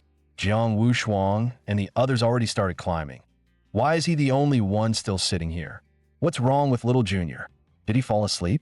Looking in Jiang Chen's direction, Gu Kaitian also felt puzzled. Strange, adjusting one state shouldn't take this long. Just as the Blade King spoke, the red long-handled blade underneath Nie Honyao suddenly hummed and began shaking. Shocked, Nie Honyao frowned. Teacher, my blade heart is resonating. Hearing this, the Blade King, who had already sensed his own weapon's abnormality, widened his eyes and looked toward Jiang Chun. Not just your blade. Even my blade heart is resonating. At the same time, the massive longsword carrying the entire Tianjiao camp also showed the same resonance. Could it be that junior brother Ji succeeded? He was once a rare prodigy, but too stubborn, always insisting he could dismantle the heaven-opening blade into 4 moves. That's why he stayed stuck at third-turn Grandmaster for years. Did he finally figure it out? Hearing his disciple's speculation, the Blade King still couldn't decide. Maybe either Ji Gang really succeeded, or he stopped mid-sentence, frowning as he glanced toward Jiang Chun. Jiang Chun, that flash of aura just now felt familiar. No, impossible. Absolutely impossible. It must be some illusion caused by the Taishu Hall. As the Blade King was thinking, Nie Honyao suddenly shouted beside him, "Teacher, look, Little Junior has started moving." She stomped nervously. So tense. I wonder how many steps he can reach. I barely reached 301 back then, and Junior Brother G was even worse. Only I seriously don't know how the Dream Master reached the top. Terrifying. Time passed quickly, and the speed of the climbing geniuses visibly slowed down. Heir of the Invincible, Jiang Wushuang, 289 steps. Little Butcher of the East Sea, Baifeng, 253. Assassin of the Tower of Fate, Tang Ying, 248. Young Lord of Myriad Demon City, Lei Zhe, 211. Little Taoist of Wudong, Lu Biji, 208. Descendant of a King, Mu Hanxiu, 199. Luo Sandao of the Merchant Croc Luo clan, 170. Seeing the ranking stabilize, many geniuses who had already given up started complaining. If I had known we were coming to Taishu Hall, I would have stocked up on mental boosting meds. The first 100 steps are illusion trials. I'm a gunner class, this totally counters me. And later it's worse. Gravity tests. Every step feels like carrying mountains. Their gazes shifted toward Jiang Chun, who was preparing to climb. Look, the poison demon is starting. Bet he'll be another Jiang Wushuang. Ignoring all the chatter, Jiang Chun took his first step toward the stairway. Illusion trials first with his mental strength. It shouldn't be hard. Just as he was thinking this, a blue-haired, red-robed figure suddenly blocked his path. Jiang Chun, you dare lay a hand on my Shao clan's direct heir? Today this old man will make sure you die without a grave. Seeing the man in front of him dressed like this, Jiang Chun had no idea what was happening and froze for a moment. You're Shao Xinghua? The man ignored Jiang Chun completely and swung his longsword at him. Jiang Chun reacted quickly, summoning his miasma at once, but it was like an ant trying to shake a tree. The moment the attack touched it, the miasma was blasted apart, and Jiang Chun was sent flying backward. My insects can't block him at all. At that moment, several figures rushed in front of Jiang Chun. It was Tang Jin, Ji Gang, and the other Night Watchers. Chin, we'll hold him off. Run. As soon as they finished speaking, Shao Xinggua's voice sounded again. Ji Gang and the others blocking Jiang Chun were cut down instantly. Anyone who blocks me dies. The scene snapped back to reality. Jiang Chun, who had just stepped onto the first stair, was trembling uncontrollably. The veins on his neck bulged, and tears slid down from his eyes. Seeing this, Nie Honyao felt a chill. Little junior brother, stuck at the very first step? The Blade King explained, these steps test mental strength, physique, agility, and power. All the other prodigies grew up with precious tempering treasures, but Jiang Chun is a wild cultivator. This trial may hit him harder than anyone. Nie Honyao was speechless. No way, ba. Then your bet with the martial god. Doesn't that mean little junior will be thrown into the myriad race battlefield? Meanwhile, inside the illusion, Jiang Chun completely gave up struggling. Go ahead and kill me. I got everyone killed. I don't want to live anymore. Just as he said that, and the phantom Xiao Zhenghua was about to strike, a white vine suddenly blocked the attack. In the next moment, a vine appeared and pierced straight through the phantom Xiao Zhenghua. Seeing this, Jiang Chun snapped out of his grief. The tree of all things, this is an illusion. As his consciousness returned, he looked at the floating steps before him and cursed, "Damn, I really got pulled into an illusion just now? It felt way too real. No, real my ass. Uncle G and the others died, and instead of fighting, I begged for death? What kind of fragile crybaby does that make me look like? Screw you. This illusion is just messing with people. Tree Grandpa, come with me. Let's wreck this thing." After Jiang Chun cleared the first step, the reward from the Taishu Hall arrived as expected. Congratulations, you obtained Star Source Shards times 5. Star Source Shards. 1,000 shards combine into one complete Star Source. Upgrading skills level 1 to 3 requires 10 Star Sources. Level 4 to 6 requires. Reading the description, Jiang Chun stepped onto the second step and froze. Star Source Shards? Each shard goes for tens of millions on the market, and the first reward is already this generous? Using them to level skills isn't ideal for me, but selling them would feed the little bugs for a good while. But wait, why didn't the second step trigger an illusion? Entering his mind sea, Jiang Chun looked at the tree of all things and suddenly understood. Turns out the tree of all things completely blocked the illusion. Tree Grandpa is insane. Seeing Jiang Chun still unmoving, the prodigies below began whispering. This poison demon is acting weird. He was crying and raging forever on the first step, and now he's laughing like a maniac on the second. Look at him. Don't tell me he's getting blasted off on step 2. If so, he'll be the weakest one here. Hearing all kinds of mockery from behind, Jiang Chun stood on the second step and let out a dismissive snort. Next, he'll show them what a stroll-like crushing really is. But with the elders watching, should he act humble first? One glance upward made that thought disappear instantly. Humble my ass. Jiang Wushuang is almost at step 300. He'd better catch up first. Seeing Jiang Chun stand still for a while, Nie Honyao finally gave up struggling. Junior brother really isn't making it. Stuck on the second step again. Looks like he won't even beat the timer. Before she finished, the Blade King's expression suddenly hardened. Wait, look. Camera panned toward the Taishu Hall steps.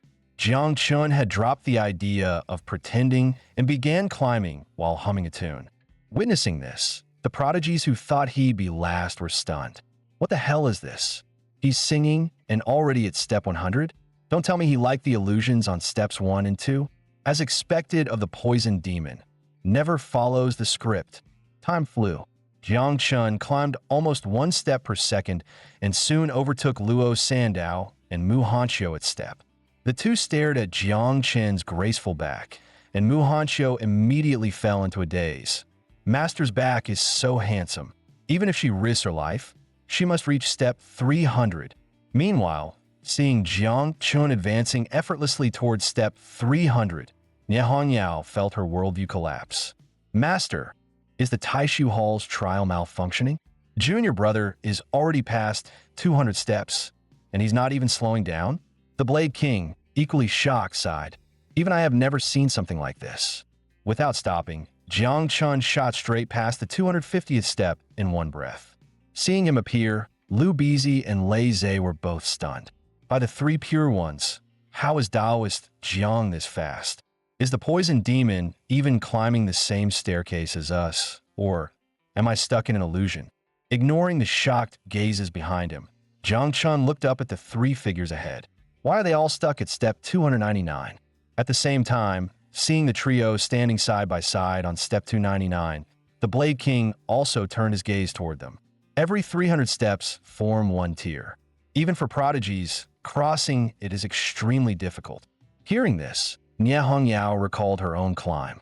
Yes, I practically risked my life to cross it. After that, every single step feels like a mountain. I wonder who among this year's prodigies will cross the first tier first. As the two spoke, Jiang Chen's figure arrived at steps. Seeing him, the three ahead all looked at him. Jiang Chun, for you to reach here, you didn't disappoint me. But I'll be going first. As soon as he said that, a terrifying surge of power erupted from Jiang Wushuang's body, and chains of void-like energy materialized around him. Jiang Chun froze for a moment. My God-tier spirit master talent is resonating? Is Jiang Wushuang also God-tier? But I've never heard of it. Are these chains meant to conceal his true strength? As he wondered, the chain shattered. Jiang Wushuang's aura peaked, and he stepped into the 300th step. Test passed. Streams of purple chi flooded directly into his body. Seeing this, Bai Feng and Tang Ying widened their eyes. So that purple chi is the 300-step reward? As expected of Jiang Wushuang. Hearing their voices, Jiang Wushuang slowly turned around. The Taishu Hall stairway has 1,008 steps. Every 300 steps form a tier, and crossing it grants great fortune. This layer appears to test willpower, but in truth, it measures the strength of one's soul. As he spoke, he lifted his gaze toward the wildest among the three, Jiang Chun. Your background is poor, and you've never been tempered by heavenly treasures. Compared to us, your foundation is lacking. As my whetstone, I suggest you take it steady and not rush a breakthrough. Under the three prodigies' nearly bulging eyes, Jiang Chun simply stepped onto the 300th step, feeling absolutely no pressure. He glanced at Jiang Wushuang, whose eyes were about to pop out. Bro, are you acting? Is this thing supposed to be difficult? Jiang Chun received his 300-step reward as well. Congratulations. You have passed the Taishu Hall's 300-step trial. Reward, Origin Crystal. Seeing the sparkling crystal, Jiang Chen's pupils widened. Origin Crystal? This reward is insane. My insect babies can't use it, but Uncle G has been stuck at third turn for years. This thing is way stronger than that epic gear I promised him. While he was thinking, Xiao Jiu immediately rushed up with sparkling eyes. Master, hurry climb. The stone tablet, we want eat. Hearing that, Jiang Chun returned to reality and looked toward the Taishu Hall. Eat the tablet. You mean the Taishu tablet up there? Xiao Jiu nodded hard. Yes, the stone tablet. Before Jiang Chun could ask further, a surge of violet chi, visible only to him, wrapped around his entire body. The next moment, caught completely off guard, the violet chi shoved him toward the Taishu Hall. He shouted inwardly, wait, even if you want to eat it, you don't have to physically push me up there. Meanwhile, behind him, Jiang Wushuang and the others watched Jiang Chun sprint toward the Taishu Hall at 3 steps per second, their jaws nearly falling off. Holy crap, is this guy even human? Before the shock settled, a terrifying aura erupted from within Jiang Wushuang.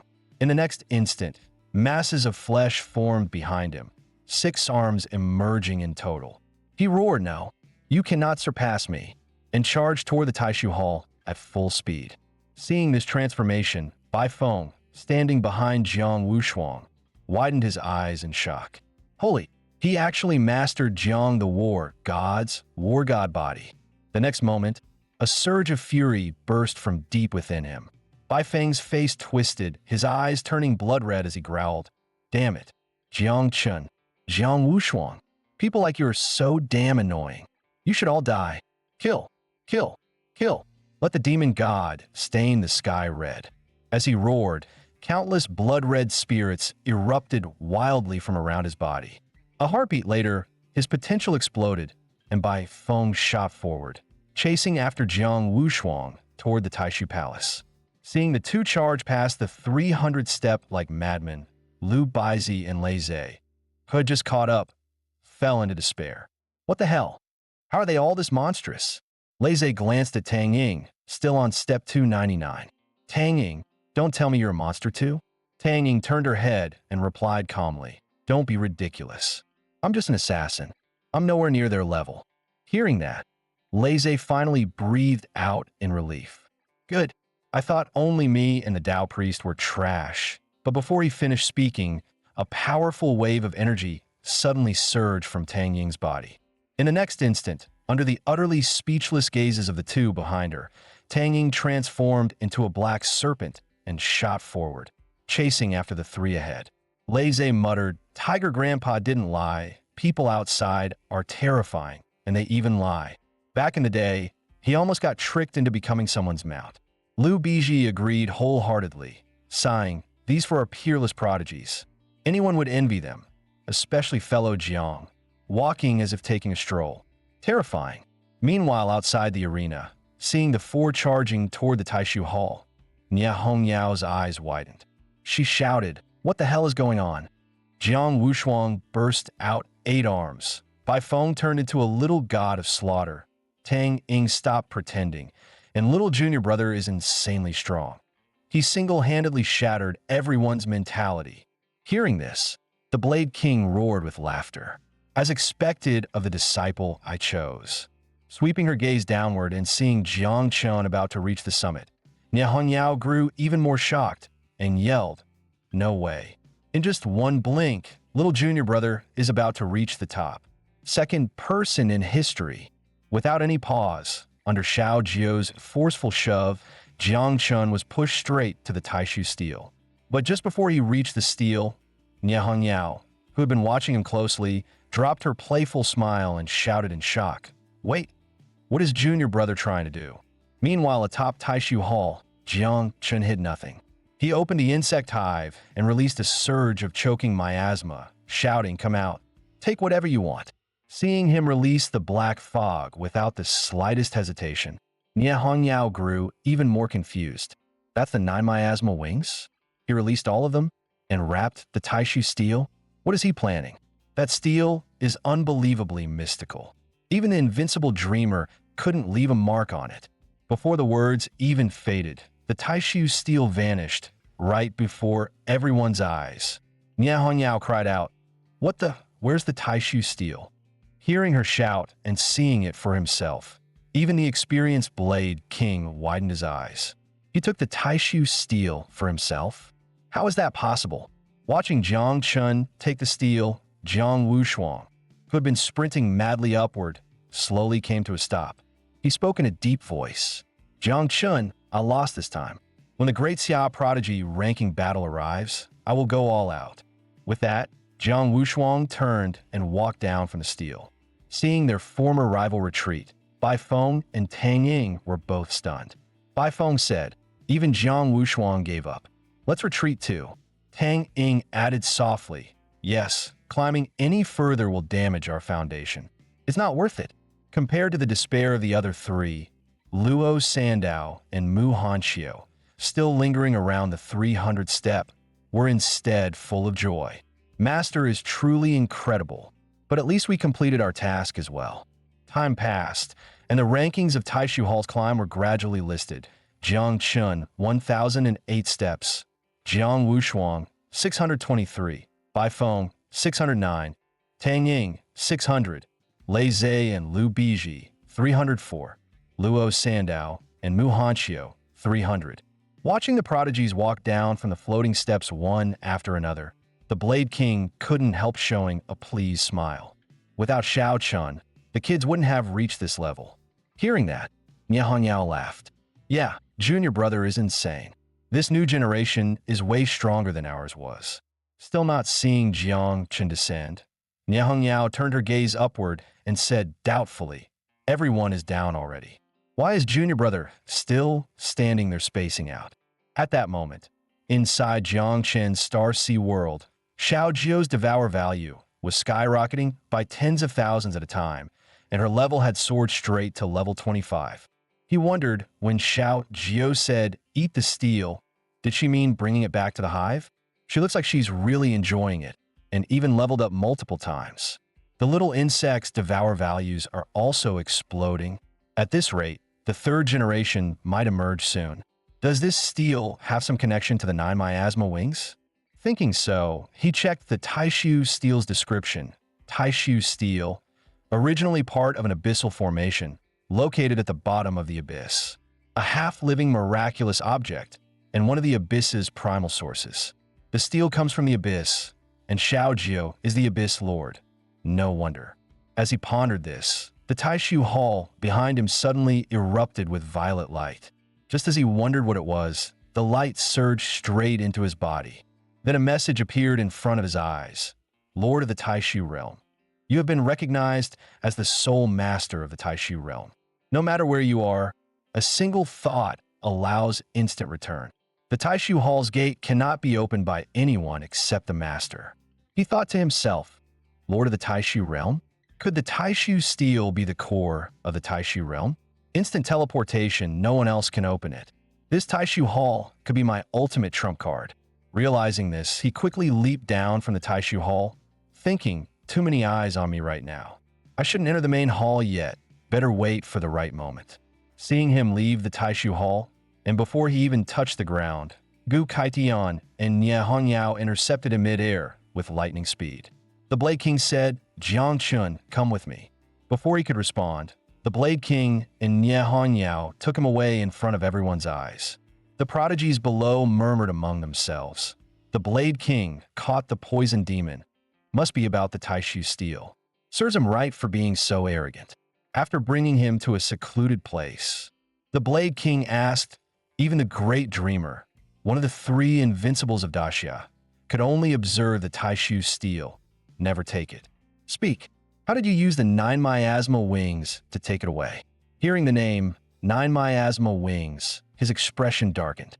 He thought, crap, he knows about them. Did he bring me here to kill me? Seeing his tense face, the Blade King snorted. Brat, did you really think turning the 9 miasma wings into poison miasma could fool anyone? Nie Hongyao burst into laughter. Junior brother's stunned face is so cute. Seeing their reactions, his fear slowly faded. Looks like they aren't going to kill me.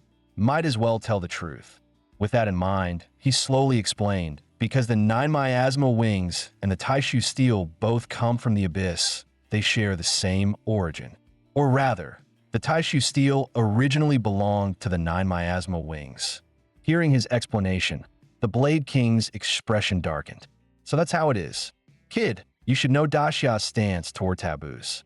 You now have only 2 choices: stay in Yunming's forever and live as an exile, barely keeping your life, or come back with me and fight your way through. Those wanting you dead could number in the millions, possibly even invincible nation-guarding powerhouses. His heart trembled as confusion rose within him. So it really wasn't my imagination. The old man came to Yunming's just to prepare a retreat for me. But why? We only met once. Seeing him still frozen, Nie Hongyao leaned toward him. What are you spacing out for? Master asked you a question. Snapping out of his thoughts, determination surfaced in his eyes. He may bear a taboo, but he only kills bad people. He hasn't done anything wrong. If his heart is clear, why should he run? Hearing this, the Blade King burst out laughing. As expected of a disciple, I chose. My heart follows the heavens. If you've done no wrong, why endure? Back then, your brother Ji wasn't nearly as bold as you. Hearing Jishu's name, he asked, confused, what does that have to do with Jishu? Nie Hongyao patted his shoulder. Remember, I'm your senior sister. Your Jishu is your second senior brother. Back then, your second senior brother stormed the Shao clan to stop your Aunt Tang's forced marriage. He was almost killed by Xiao Jinghua. Master told him to fight to the end, but he didn't want to implicate Master. In the end, he left in exile to Chujiang City. Hearing this, understanding dawned on him. So that's how it is. Jishu also had a grudge with the Shao clan. Turning around, the Blade King spoke calmly. Old matters need not be brought up, whether invincible or nation-guarding. As long as your heart is firm, we stand together as master and disciple. When we return to Jiangnan, my blade will carve open a path for you. Hearing those words, Jiang Chun felt his heart surge and couldn't help shouting Master. He then knelt before the Blade King, bowing solemnly. Master, please accept my salute as your disciple. At the same moment, inside an office building in Jiangnan, a group of uniformed kings were holding an emergency meeting. Once everyone had arrived, Commander Duan spoke slowly. Since all 12 kings of Jiangnan are here, except Gu, Kaitian, and Yao, I'll get straight to the point. According to verified investigation, the poisonous entity in Jiangsheng did originate from the 9 miasmal wings. Under Article 1 of the Grand Xia Forbidden Codex, anyone who awakens a forbidden class or wields a forbidden item is to be executed on sight. What are your opinions? At that, Mu Hinyang, grandfather of Mu Hanxiu, stood up first. Though the 9 miasmal wings once caused a cataclysm, reaching that scale again is nearly impossible today. My view is simple. Enforce strict supervision on Jiangchun. If necessary, seize the 9 miasmal wings and destroy them. Taking his life is unnecessary. Tang Wanchan, father of Tang Jin, immediately agreed. I support Elder Mu.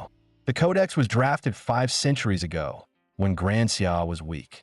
Now that our nation is strong, our approach to forbidden matters can and should be flexible. As soon as the two finished, the other kings began mocking openly. Didn't take long to expose who's siding with Jiangchun. Jiangchun is under Ji Gang's wing. Tang Wanchan, your daughter Tang Jin and Ji Gang's little affair is hardly a secret. And Mu Hanyang, your granddaughter's ambiguous relationship with Jiangchun and Tianjiao camp is all over the city. Before anyone could continue arguing, a terrifying blast struck. The steel office door instantly exploded into dust. Everyone turned toward the entrance, where Xiao Jingwo walked in, murderous intent flooding the room as he shouted, Jiangchun must be executed on sight. Raising his sword, he pointed at the kings present and barked, anyone who dares speak for Jiangchun, ask my blade first. Seeing Xiao Jingwo charging alone, Duan Xinghai stiffened inwardly. Gu Kaitian, if no nation-suppressing general had stepped in, I might still help you negotiate. But now you're on your own. Don't let your blind protection drag you down as well. Time passed. Commander Duan arrived at the emptied Tianjiao camp. His men reported, Boss, Xiao Jingwo mobilized the Heaven's Punishment Squad. They're all ambushed on a mountain ridge. Ji Gang snorted, such a big setup. Jiangchun and the others should be back soon. Ji Gang slowly drew his sword. If a fight breaks out, Tang Jin and I will draw blades together. Old grudges and new ones settled at once. Duan Feng, Chu Jiang, the Night Watchers will be in your hands afterward. Duan Xinghai, possibly actually named Chu Jiang, wave his hands. No, I helped you in that elopement mess back then. I can still make chaos now. Give it to Buelang. Chu Buelang rolled his eyes. Get lost. I love chaos. How could something this fun leave me out? Yin Xiaoka puffed up proudly. Don't look at me. I'm a healer. You'll need a main support. Tang, he chuckled. Old Ji, we're all family. Don't act like an outsider. At that moment, Tang Jin pointed at the distant sky. Look, isn't that Jiangchun and the others? Meanwhile, on the other side, they too spotted the returning group. Xiao Yuanshan ordered, target confirmed. Heaven's Punishment Squad, prepare. In unison, the Xiao clan elites in unified gear raised their crossbows. Seeing the Xiao clan's formation ready for battle, Nia Hongyao grew excited. This looks just like when we helped you crash that wedding. Little brother, I didn't get to fight enough last time. This time I'm going all out. The Blade King scolded instantly. Behave. With so many watching, at least pretend to offer courtesy before fighting. Otherwise, people will think my lineage is full of barbarians. Nia Hongyao scoffed. Says you, your killing intent is worse than mine. Like master, like disciple. Then he looked toward Jiangchun. Right, little junior? Seeing Jiangchun remain completely calm despite the massive lineup below, Nia Hongyao frowned. Hey, why are you spacing out again?